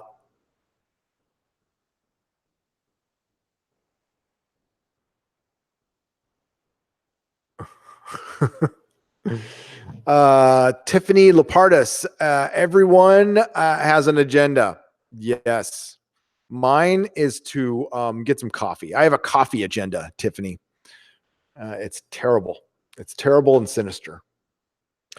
Hail exozone topic proposal. Fermi paradox, great filters. That's one. Two, if these UFOs are indeed aliens, do you think they are fully automated AI probes or are they actually living alien beings inside? Majestic Croco, my belief is they are drones and they are automated and the grays are like a drone species. No, I don't think the actual aliens for the most part are visiting us. I think but there's multiple races and there's one that's supposed to be super duper advanced. They visit us, but they don't need ships. But the ones needing ships, I don't think those are the aliens. No. And I remember when that concept was first brought up, Majestic, and it was 2 decades ago, or the first time it was brought up to me, or I've heard it, and it blew my mind. I went, yeah, that totally makes sense. Yeah. Can you email you simple stuff about chirality, DNA ET? Please do. Please do. And I'll remember how to pronounce it too. And let in the cat. Cecil is an inside job. Cecil gave himself an inside hand job. Disclosure projects meet Stargate's SG-1. That'd be cool.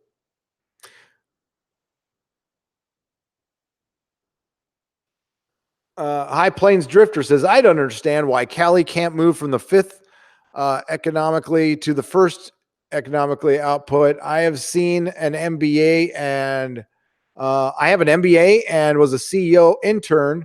Cali is primed to take number 1. Instead, your leaders are taking you backwards.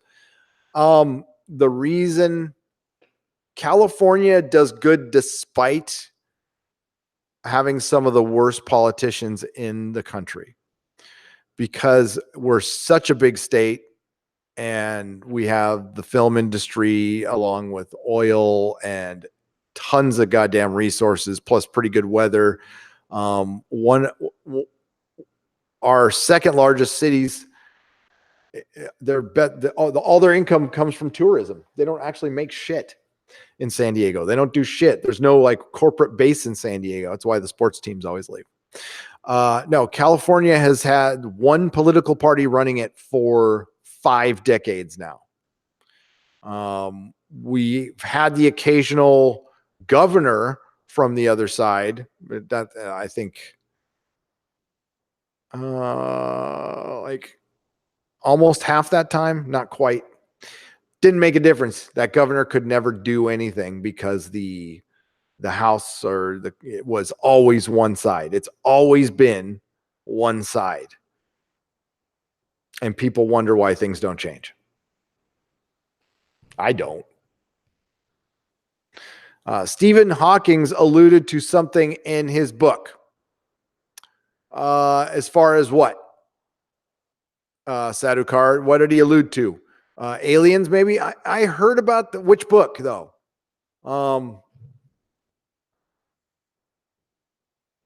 Hey, Gary, started watching The Expanse today. Thank you. Elsa Philippe, thank you for watching The Expanse. Thank you for starting the best show on television now, and I hope you enjoy it. I'm glad you started. Elsa, when you're done, let me know. I want to hear what you thought. And honest is good. Not that you wouldn't be honest. I'm sorry. Of course you'd be honest. Nano butter is better than nano drones. Okay. Arnold. I voted for Arnold. Hell yeah. I thought it was the funniest thing ever. So hell yeah. And honestly, he started out really good, and then he got pulverized because he wanted to change the system, and they weren't having that. So both sides teamed up on him and pulverized the poor guy because he tried to actually do stuff for the people. And honestly, more than half of our state is a bunch of friggin' idiots anyway. I'm sorry, but they are. And they helped him. They helped him. We want things to stay the same. We want to pay for a high-speed train that's actually just a normal train, and we want it to take a decade and cost billions of dollars because we need to keep people employed for no fucking reason on the state's dime. That's the biggest screw job since our bridge. Yeah, there's so much corruption. It's stupid. Oh, Cinema Queen, why did you delete something from Dr. Venkman? Dr. Venkman's good people around here. It's okay. He can put up what he needs to. Here, let me see it.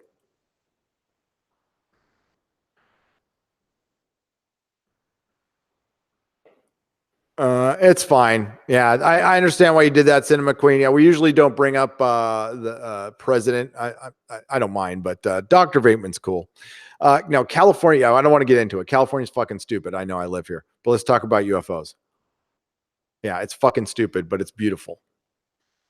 And we're trying. Some of us are trying, but we're not winning. Venkman lives matter. Cinema Queens. Yeah, it was about politics. It's cool. Yeah, we're going to get off that right now. No, California will not become its own nation. We're too stupid to secede. And yeah. I've seen True Detective. Project Beekler. Shut up, Jack Random. $2. Thanks. I love living here. It's beautiful. Yeah, got to go to Encinitas. It's just I don't watch the news and I don't care. It's out of my control. It's completely out of my control. Back off, man. I'm a scientist. Texas is the only state to live on its own. Yeah, it's true. But back to the woo-woo. Alter Carbon looks cool. I'm just modding Skyrim on Xbox. Says Bear Knight. Alter Carbon is cool. I don't know how well season 2 is going to do without Poe and Joel Kinnaman. Unfortunately, news is poison. I used to get. I don't get like. Oh man, I used to get aggravated from it. I just don't anymore. It's great. It's fantastic. It's fantastic. What did Sadokar? What did Stephen? You got me thinking. What does Stephen Hawking allude to in his book? I want to know. But here, I'm going to pull up an article for you guys. Oh, hang on a second.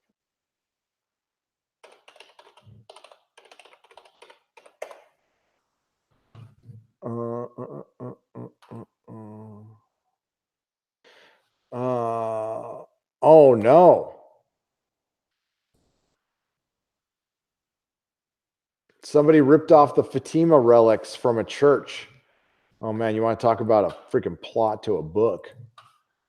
The Legend of Fatima. Let's go from politics to religion, shall we? Fatima relics are stolen. In an unfortunate story out of Italy, a pair of relics that once belonged to the two of the children at the center of the famed Fatima event have been stolen from a church. Foul devils. I think it's the end times, folks. The specific items were reportedly pieces of clothing that had belonged to Francisco and Jacinta Marto, who, along with their cousin Lucia dos Santos, sparked some of a firestorm when they witnessed a series of Marian apparitions in 1917. The remarkable event was declared worthy of belief by the Catholic Church in 1930, and the Marto children were declared saints in 2017. Look at the scowls they have in their face. Look at that one on the left. I'd be totally pissed that I was told by Mother Mary that I'm going to die in a couple of years, and they did. In celebration of the sainted children, 2 pieces of their clothing were recently sent out on tour throughout Italy so that the practitioners of the country would venerate the relics. However, things look a little distressing, took a distressing turn this week when the items stopped. Items stopped at the church in Verona, and some ne'er-do-wells made off with the priceless attire. Father Andre Ronsoni, who oversees the parish, said, "Motherfucker!" No, he didn't say that. Lamented that the brazen act left him heartbroken and mortified. Well, Father, security. I have been to your country. It's a beautiful country. There are gypsies and thieves running all over that place. Security. Fortunately, it would appear that the authorities may have have a lead in the case, and they are currently looking for 2 suspects. With that, the police are hot on it, folks, because they think it might have been somebody who took them. Okay, that's good. We've narrowed it down to human beings. The sticky-fingered miscreants. Oh, how do you know they're sticky-fingered? Don't assume their fingers, their hand cleanliness. Freaking hateful person. Can be found, and the relics be returned. Can't we just find more of their clothes? I mean, L.A. Marzulli discussed mysterious mounds in North America, followed by Greg Little on Edgar Casey, Atlantis. That's last night. I like L.A. Marzulli. He's kind of a religious dude, but I like him. Mounds are kind of a hot subject. There's a great YouTuber who has got like an ancient American series. I don't know about his name very much, but it's CFAPS. CFAPS. I'm sure some of you have heard of him. He's a fantastic YouTuber. And he just goes over Google. He's a Google Map guy, and he goes and does research on Egypt. But I like his American mound stuff. I've learned more from his channel about American mounds than anything I ever learned in school. And it's fascinating. It's also sad what happened to them. The settlers just tore them down. It's terrible. It's terrible. All right. Let's see if there's any other news. I don't like Nori, but the site is actually pretty easy. Do humans have a religion instinct?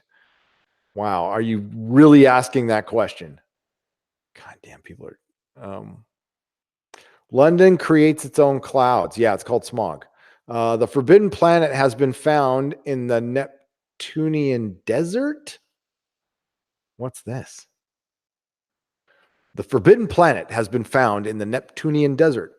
An exoplanet smaller than Neptune with its own atmosphere has been discovered in the Neptunian desert by an international collaboration of astronomers, with the University of Warwick taking the ending role. New research led by Dr. Richard West, including Professor Peter Wheatley, Dr. Daniel Bayliss, and Dr. James McCormick from the Astronomy and Astrophysics group at the University of Warwick. Okay, goddamn. Yeah, you guys are really awesome and smart. Get to the fucking point. NGTS-4b, also nicknamed the Forbidden Planet by researchers, a planet smaller than Neptune, but 3 times the size of Earth. It has a mass of 20 Earths. What's the Neptunian desert? I have no idea what that is. 1.3 days. It orbits around. Okay. And is 1,000 degrees Celsius. It orbits around the star in only 1.3 days, the equivalent of Earth's orbit around the sun. Oh, wow. Okay, so it's fast. It's the first exoplanet of its kind to be found in the Neptunian desert. What the fuck is a region close? The Neptunian desert is the region close to stars where no Neptune-sized planets are found. So it's like the Goldilocks zone, except there's an area where we don't find big planets. The area receives strong irradiation from a star, meaning the planets do not retain their gaseous atmospheres as long as they evaporate, leaving just the rocky core. However, NGTS-4b still has its atmosphere of gas. So in other words, we don't We don't know. 1,000 degrees Celsius, but it's a dry heat, says Case. Duke Leto for $4.99. Hey Gary, do you have any good supernatural UFO or mystery channels? Love the channel, man. It's gotten me through the daily grind of college. Oh, cool, dude. Oh my God, you know how much that makes my. I've never been to college, but if I can help somebody even for a second get through it, does my heart good. Where are you going to college at, Duke? If you don't want to say. Do I have any good like suggestions for ones? I would go to Richard Dolan's channel, Brian Forster's channel, CFAPS, Secure Team 10, Ancient Architects, and then there's the guy who rips off everybody's lectures. Oh, what was his name? He's always changing his channel name because he's always getting out. But he basically takes everybody's lectures and puts them on one channel, and then the channel gets struck, and he just comes back again. He's like a goddamn Hydra. You can't get rid of him. Here, it used to be like something with a Z. Give me a second, and I'll figure it out. It's a really good channel. It does kind of rip all the people off who want to charge for their lectures, but oh well. Oh well. Let's find out where that is. Give me a second.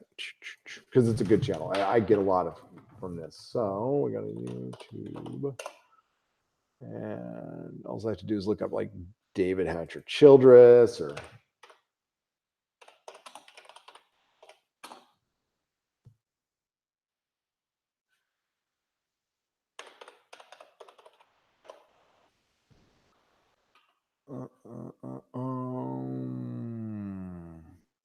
let me guess. It's I can look at my phone. I can look at my phone.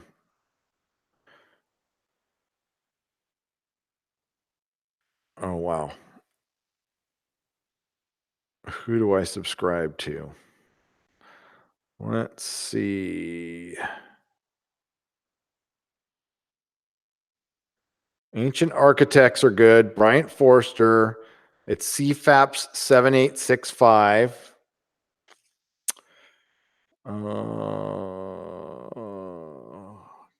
God.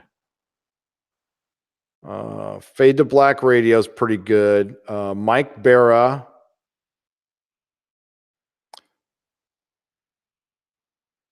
Ground Zero Media Podcast.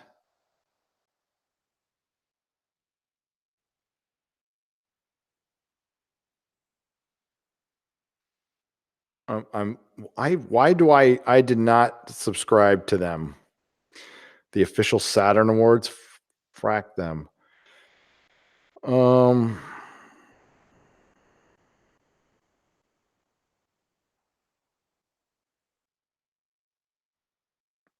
Maybe they don't exist anymore. Maybe they are gone. Oh, there it is. It's called Zora Stargate Ancient Discoveries. So Zora Stargate Ancient Discoveries basically rips off everybody's lectures, and you get like good 2-3 hour. Oh, he's gone now. That's what I thought. So look for Zora. Anything with Zora, Zohar. He has to change his channel name all the time and re-upload the videos because he rips off everybody's. He's like the Napster of YouTube. Zeg TV, thank you. Zeg TV. Allegedly, of course, in my opinion, like Zoroastria or whatever the hell it's called. What's his name? I don't. It's Zeg TV, ZEG, or Zora, ZOHAR. And yeah, just type in your favorite lecture, like put in Graham Hancock and Zora, and you'll get it. Let's see. Zeg TV. Yeah, YouTube does not like this guy at all. There it is.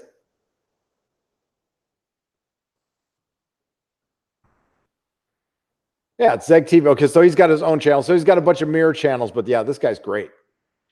So I'll show you his channel. His or her, I don't know. Not every lecture is good, but honestly, if you want hours and hours and hours of entertainment, what is that? Why are his videos so short? But look for Zeg TV. He rips off lectures. Like I said, it's great.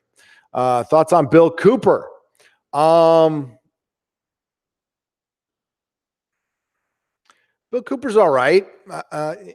You know, God, I can't say I know a ton about him like I know other people, but if I'm thinking about the same person, Bill Cooper.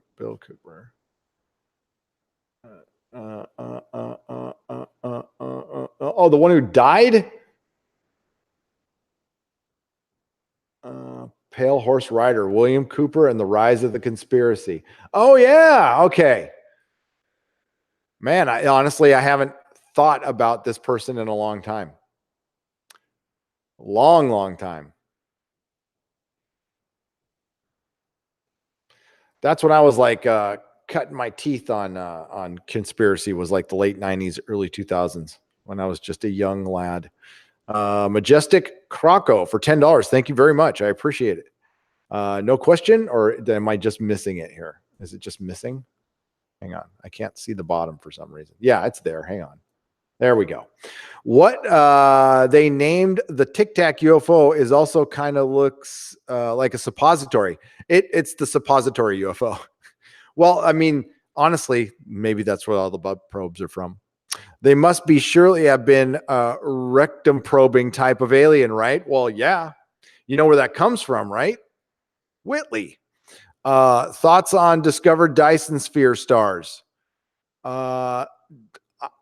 Mind-blowing, because it can't be anything else. So it's either that or it's somehow the universe magically constructed a bunch of asteroids in a very specific pattern around a star. That's the only way it could be. Or it's something constructed. It's fascinating, and I want to know more. Thoughts on the New Mexico Observatory last year? Asked Jack Random for $2 again. Something went down. They witnessed something. They had to scrub the evidence. What that something was, I don't know. Something went down. There's a lot of theories, but I believe that they witnessed something on the sun and then they reported it to authorities, and authorities said this never happened. Because that very thing happened to the Tic Tac people on the Nimitz. When they got back in, they were taken into a room, forced to sign non-disclosure agreements, and told nothing was happened. Nothing has happened. We hear this story all the time. I think the biggest story that hit us was a Oumuamua flying through. A metal object flew through our solar system, went around. It was metal. It didn't look like a rock. That was a artist representation. We don't know what it looked like, and we have actual footage of it, but it's too hard to tell. Went around the sun, picked up speed, changed direction, and left. Then 2 scientists from Harvard said, it's a probe. That was a probe. I think the probe coming through, the Tic Tac UFOs, the Navy coming out in the last 10 years, I definitely think something's ramping up. It feels like it. But if we, and we talked about this on an exozone, if we like really think about it, like put all prejudice aside and say, okay, UFOs are real. And if they actually show up, is that a good thing? Because when I think it through, as much as I would love to hear about confirmation about UFOs. I don't know if I want to talk to anybody. I don't know if I'm ready for that. I don't know if our civilization's ready for that, because that changes everything. And I'm like, oh, I don't know if I'm ready for that big a change. The biggest change I've been around And I mean, like, for those of you who are my age and old enough to remember 9/11, and not getting into I'm not going to talk about it other than what happened. What I saw happen with my eyes was buildings came down, and it absolutely changed our country forever. This is not the same country that that existed prior to 9/11. It is a fundamentally different place. And the closest thing that's happened recently is the bank crash, the fucking made up bank crash bullshit in 2008. This is a fundamentally different country than it was prior to 2008. I'm not going to debate whether those things are engineered or not. Those are two conspiracies. Like, they just get too hotly. It's not fun. It's not fun to debate it. So, but think of that times like 1,000. That's what it would be like. I don't know if I'm ready for that. I'm going to be honest with you. It's like that would, people might stop going to work at that point. And I mean, like, something dramatic, not just like they send us a message, some ambiguous message that we're so far away, we could never see you, but hello. That would be fine. That would be fine. Big ship lands on the freaking White House lawn and says, hey, we come in peace, but we're going to occupy you guys now. Okay. We're going to make sure y'all take care of each other. And yeah, we're here to stay. Nah. Cause that would start terrorist cells and skirmishes. And then we'd be in V just like that. Which was an awesome show, but I don't know if I want to live it. Yeah, and that's what Stephen. If you're, was it Sadukar? If you were talking about what Stephen Hawking was alluding to the fact that he was alluding to the fact that AI is very dangerous and we should not be fucking with it. And he was also alluding to the fact that we shouldn't be sending signals out into space when we don't know what's out there. There could be a species of people who really like the taste of human flesh as an hors d'oeuvre. I mean, like, we should be careful about this stuff. Again, as above, so below. Look at how we are. That's probably how the rest of the universe is. Like, planets tend to be round everywhere else. Stars tend to shine everywhere else. They vary, but there are some universal truths out there. And one of them may be that organic or any sentient beings all have to have some form of power structure, and they have needs, wants, greed, all that stuff. And they just have it with technology. And it's like, I don't know. I'm curious, but honestly, I don't know. I think it's just something but I know it's something a lot of people don't think about seriously because they think it's just a waste of time. I do. I'm like, what if this actually happens? I don't have too many vivid dreams, but I have an absolute vivid dream. And it was with my the person I married prior to Melissa. And it was me and her during a straight up invasion. And it felt so goddamn real. The dream. I remember waking up in a cold sweat going, what the fuck? And the person asked me that. The person that I married before Melissa asked me what was wrong. And I'm like, I had the most vivid dream. I thought we were being invaded, and you and I were hiding in the backyard. And there was, believe it or not, it was like a lizard alien too. And it looked like I'll show you what it looked like. You're going to laugh your ass off. But it looked like a more real version of it. I can't believe I'm telling you guys this. It was just a dream, okay? I probably had a carne asada burrito that didn't agree with me, but I swear to effing God, it was the Gorn. So the Gorn was on a floating platform, right? And it was flying over, and it was speaking a language over like a PA, but it was like a PA that you could hear like everywhere, like inside your head and outside and everything.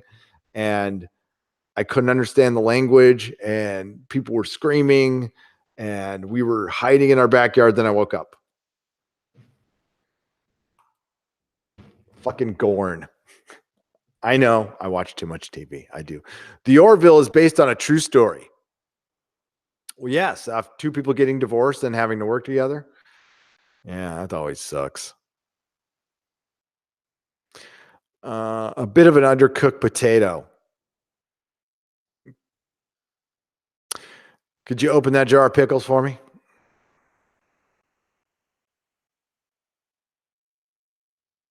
Of course, it makes sense. SJWs are alien invaders. This is Thunder Robots.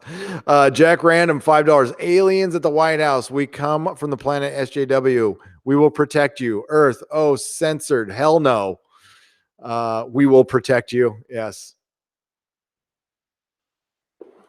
We come in your best interests.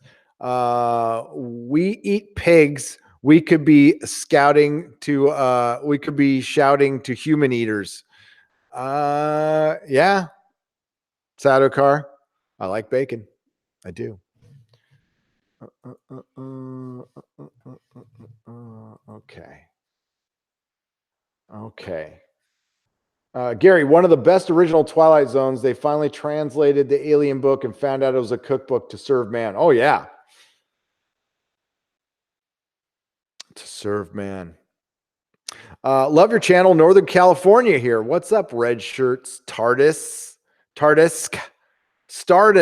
Okay, got it. Red shirt Stardisk. I got it. $25. Thank you. Love your channel, Northern Californian here. What's up? Do you believe the theory that past, present government agencies are exchanging advanced tech as long as they look the other way when they do their experiments? Yes, I do. I believe that theory. I believe it a percentage. Does that make sense? I don't know if I fully believe it, but there's been a lot of circumstantial evidence. There's a lot of people who think they've been abducted. I can't think that it's just some mass delusion. If that's a mass delusion, why aren't there other mass delusions that equal that? You know what I mean? That's all I'm saying is that's a pretty unique mass delusion.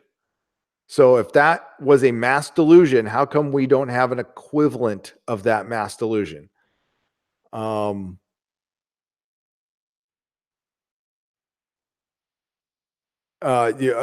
might argue that possession might be a mass delusion that's equivalent, but it's nowhere near the number of people who think they've been abducted by aliens, because that number is higher than you think. Higher than you think, to the point where it's been acknowledged by the national press. It's an insanely high number.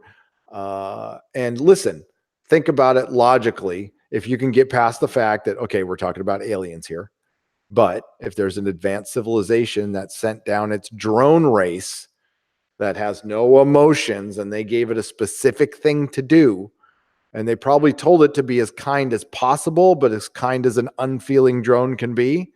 And they're like, hey, and maybe they have their reasons. I don't care. But look at what we do. I mean, we feel free to nab animals out of the wild and test on them for makeup, as above, so below. They are testing on us.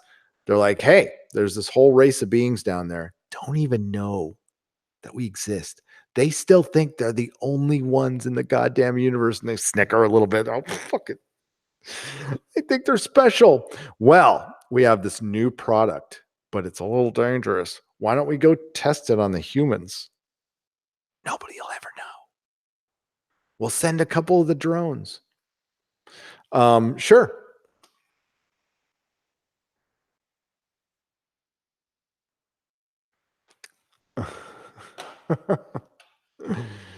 I'm studying at San Diego State.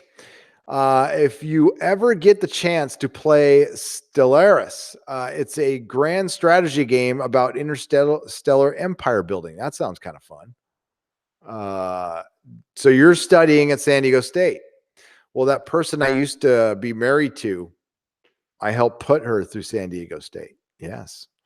Yeah, I'm from San Diego, Duke.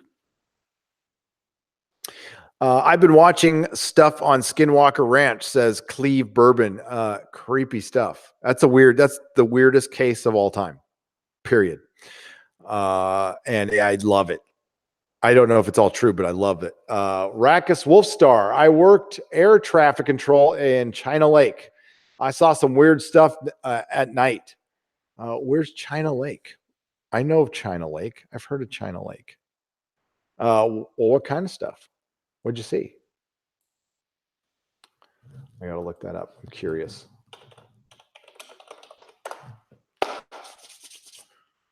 China Lake is in California, and it is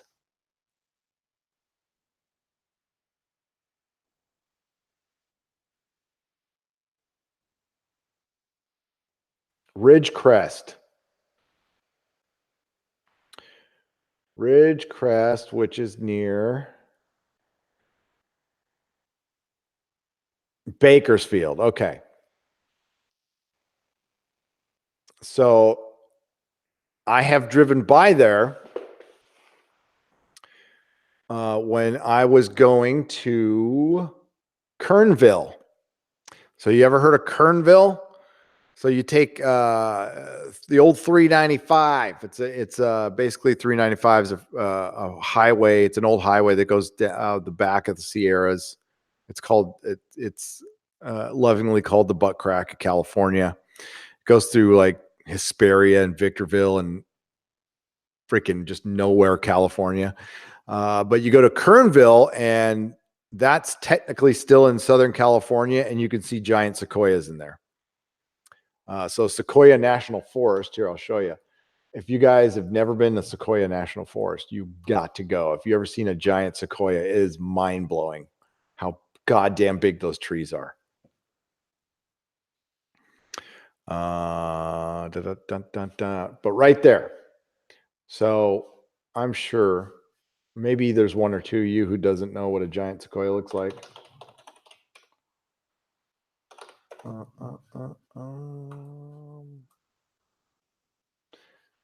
Just to give you an idea how stupid big these trees are. And the picture doesn't do it justice. Yeah, they're just really, really dinosaur giant big trees.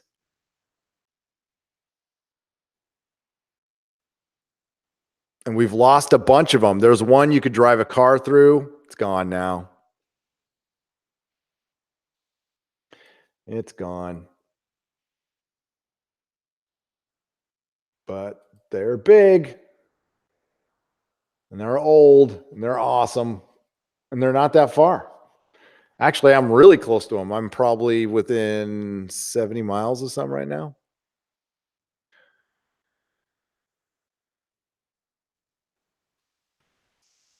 I am the Senate.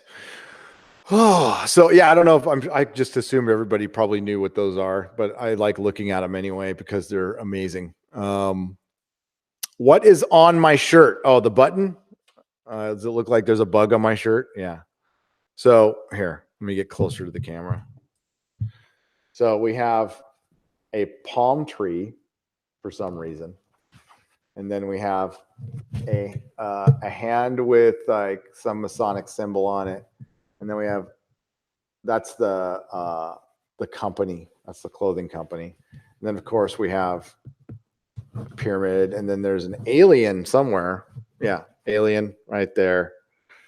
But the button is, you guys will recognize this if you are Giorgio fans. It is this. So that is a replica of the pendant they found in South America that was made of gold that they turned into the plane that Eric von Daniken discovered. And this is one of the things that bolsters the ancient alien theories. Well, he makes these replicas. You can get them. He'll have a table. I'll see if I can get a bunch. Yeah, they're like $4 or $5. And he gave me a couple. Have I read the sci-fi book Pandora's Star? Asked Jack Random for $2. No. My for the last, it's only recently I've been able to pick up books again. From 2003 to 2013. The only books I read were some woo-woo books and A Song of Ice and Fire. Because I was reading every day. I was reading comic books though. I was reading 5 to 7 comic books. Gary is wearing his Illuminati shirt and keeps saying "as above, so below." Oh yeah. Shit. What do you? Duh. I'm a CIA op. I admit it. I'm a spook. I wholly believe if the us were ever invaded, we'd see some wild stuff. Remember, we didn't know about the F-117 until 91, but it participated in Grenada. Says Rackus Wolfstar. Yeah, that's true. There was a toy of it, though. There was a toy of it for 10 years. And I saw one fly over because they were testing them near my house.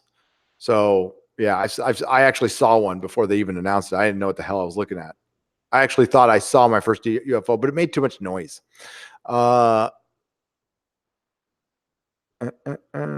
Half-Life 3 confirmed. Nah. Stop it. I won't even tell. If Nerderotic Jr. heard that, he might cry with joy. Why would they do that? I thought Val...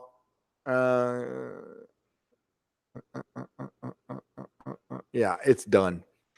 Jim Mars was a Scientologist associate. Was he? I didn't think he was involved in that at all. Gary, I made it. Doomcock's chat just ended. Yeah, did it start yesterday? I'm sure it started yesterday. Doomcock's chat was going while I was at the fucking show. It was before dude, his live stream started when I just finished cutting. No, I just got to the show. It was like 5, right? Did Richard Dolick contact you yet? I looked for him there. He wasn't there. Hang on. Honestly, I went to the show. I did my Good Omens review. Don't forget to watch that, folks. And if people don't watch it, I don't ever want to hear from people again saying you never talk about anything positive. I like this place when it was a positive place. Well, my theory is people just like to complain about my complaining. They don't actually want to see the good stuff or watch the good shows because they're strangely absent when I'm talking about something good.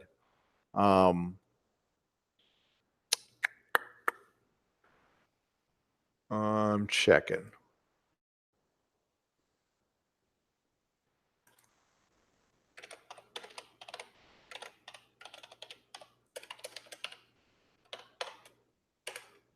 Fuck. God damn it. I hate having stupid long passwords.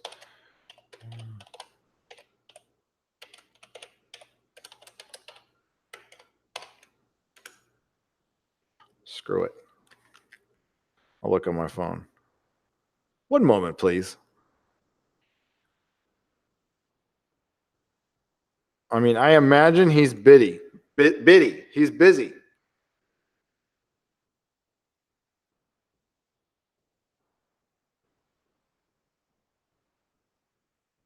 Nope.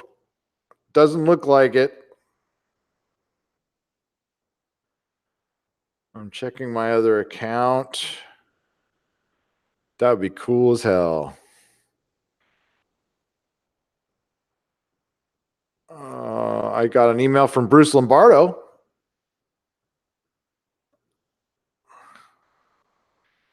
Jeff Blaylock. Nope. Negatory. Got a new Patreon member. That's awesome.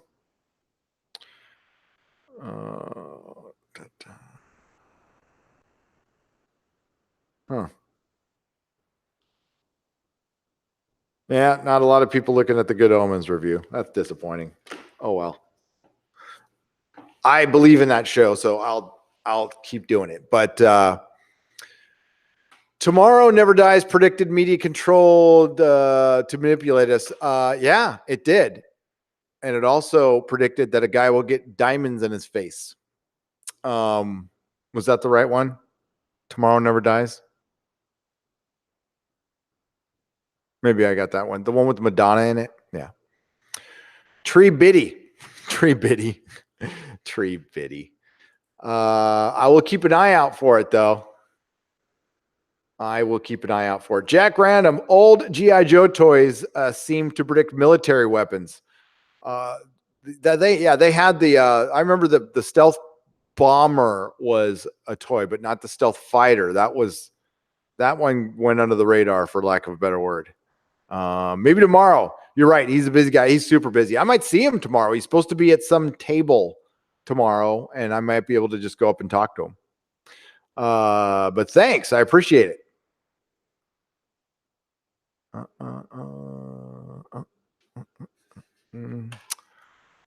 Steve Hendrickson, $10. Just wanted to thank you for the file you sent me. It helped out a lot. Oh, hey, no problem. My pleasure. Glad it helped. Glad it helped. Watching Good Omens in a while, then we'll watch your review. Never fear. Thanks, TJ. I appreciate it. Hail, deplorable man. What's going on, Terry Farley? The Drive had article on 117s used recently in Syria. Huh, interesting. F-19 stealth fighter was G.I. Joe. That's brilliant. I'm going to watch Good Omens review right after the stream. Only watch one video at a time. I gotcha. Sometimes I watch 2 streams at a time. You guys ever do that? You just kind of bounce. I do that all the time. And welcome everybody from Doomcock's live stream. How's it going?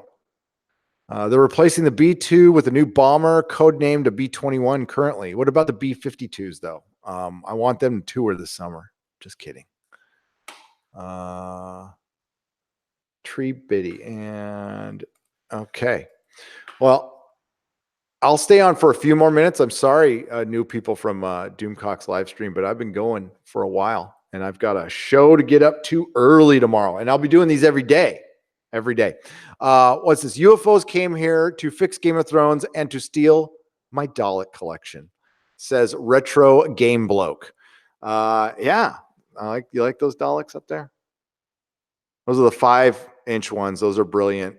This is a brilliant TARDIS right here.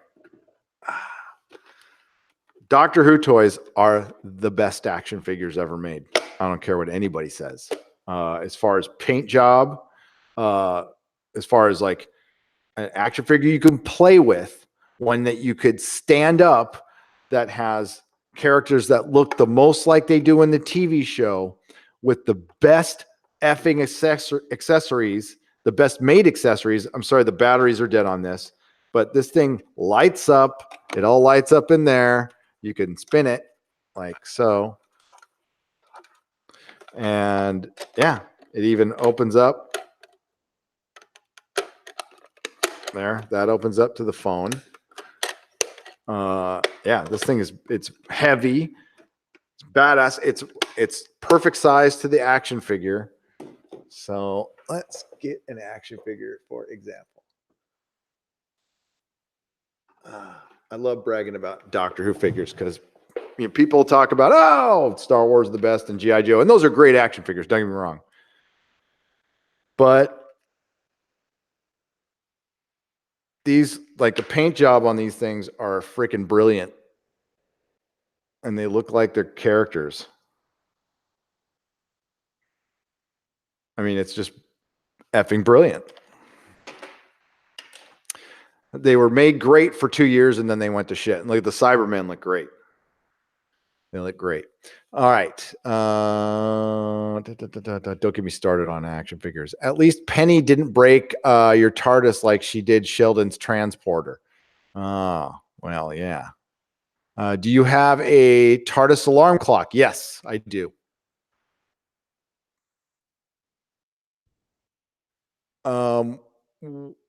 When I move in someday, I want a life-size TARDIS. I'm going to build one. I've got the plans. Somebody sent me the plans a long time ago, and I want to build one myself. Me needs the Cyberman. Though they're cool. You can get them. They're on eBay for probably like $6 or $7 each if you get them loose. Yeah, it's pretty cool, right? I have an original Dalek, but it's very used as in really not mint. That's the best way to have them. Like these figures I got all as part of a deal through my comic shop. So I have one of every Doctor Who figure, modern figure ever made. I'm trying to get the older ones. I've got your Mego. Was it? What was your Mego company called out there in the UK? Like Tom Fisher or something like that. What's the hell? Oh, it was Mego Tom Baker, Doctor Who. He had some different name for it. It was called.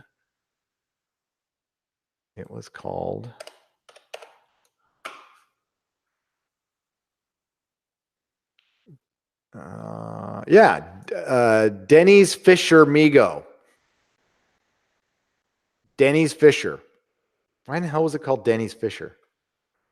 But yeah, that's it right there. That's your Mego Doctor Who for Mego fans out there. That was not available in the States. And it looks like Starsky. Basically, they took Starsky and they put a scarf on him and called him Tom Baker. This one I have. They go for like $200-300. That one I have. That's the Repro. It's okay. It's not great. All right, kids. I'm gonna go. I'm gonna watch Unidentified, and then I'm gonna watch Ancient Aliens episode 1, and we're gonna discuss them. That's your homework. I'm giving you all homework, and you need to watch those shows, and we will discuss next week. If anybody is down here, I'm kind of floating around that maybe I think if any of us meet up, it'll probably be like 2 or 3 of us. It's not going to be a lot of us. Let's be real. So maybe we can go out to dinner somewhere. I could always eat. There's pretty good Mexican food around here. There's pretty good food around here. I'm the PF Chang's in Palm Springs. I'm right behind it off 111. That's where I am. So I don't think I've ever eaten at PF Chang's, but there's a Ruth Chris up there. I mean, it's expensive, but it's good. Or I'll eat at a taco shop. That's what I ate at tonight. I had a carne asada burrito. I haven't had a good Southern California carne asada burrito in months.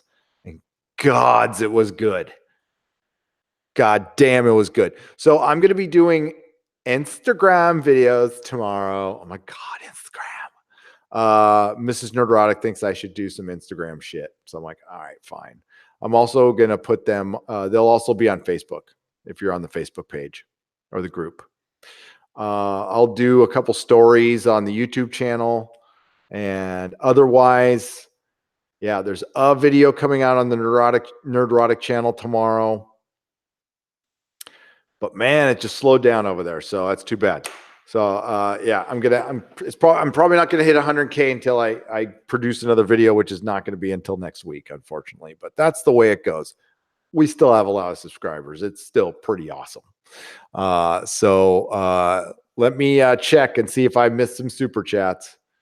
Oh yeah, we got some. I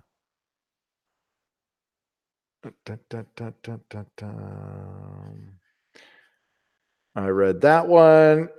Gary, that's how I met him. We just walk up to him. Okay, that's what I'll do. I'm not afraid to do that. Thank you for the $1.99. Steve Hendrickson, $10. Just wanted to thank you for the files sent me. I sent that one. Made a Paro. I read that one. I read that. Jack Random, Alien at White House. We come for Planet Night. Read that one. Read that one. Read that one. Read that one. Sadukar, 7th Legion, 5 pounds. You amaze me. I done the drug thing and I came out of it fine. My mates are all fecked up. Seriously. Some people just survive. I'm 49. We all get wiser. Email Gary@nerderotic.com. Well, some people have the disease of alcoholism, addiction. It's a brain chemistry thing, and it's not a matter of will at all. You have no will. Once that thing gets turned on, Your will is irrelevant. You don't have it because it's not in your brain. So it's not a matter of will at all. It's a matter of like taking it seriously, working at it, recognizing the problem and treating it every single day. But it's not a matter of will. It's really not. It takes strength to recognize it, and you have to want it. It's a matter of want, not a matter of will. There's a difference. Uh, let's see. I'm studying San Diego. I've been watching your stuff. So I missed that one. Love your channel. Okay, if I read that one. If I ever do miss one, I make up for it the next day. I do appreciate them, but I'm just going to go through. It just kind of grinds everything to a stop when I have to go through it again. Nicholas Horton, $2. Got to go. Good night, everybody. Well, good night to you. That was 10:38. So that was an hour ago. Sorry.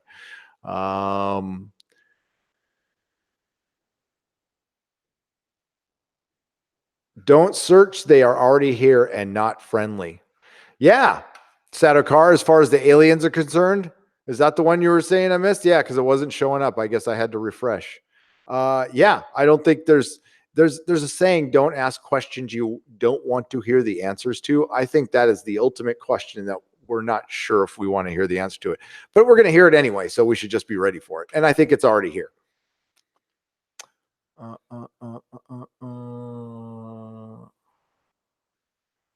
Yeah, sometimes you have to refresh the old Super Chats page. I'm just going to make sure.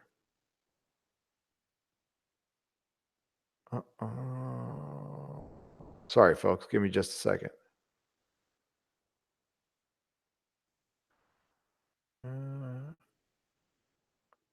Okay, I think we are good. Yep. Okay. We are all caught up on that. Thank you so much, everybody. So I will see you tomorrow night at 9 because I'm going to be at that Jimmy Church thing a little late. But we'll start this at 9 and we'll do it all again. But we're going to have more to talk about. Like tonight was kind of because I only went to one panel. I'm going to like 5 or 6 panels tomorrow night or tomorrow. I'm taking notes. I'm going to take notes for you all, and we are going to discuss. And then I'm going to watch Unidentified too. So you all have a good one. And thank you for coming in here. Remember, we do not kneel. And yeah, you guys have a great, great day. And what else? Oh, don't forget to subscribe to Nerdrotic.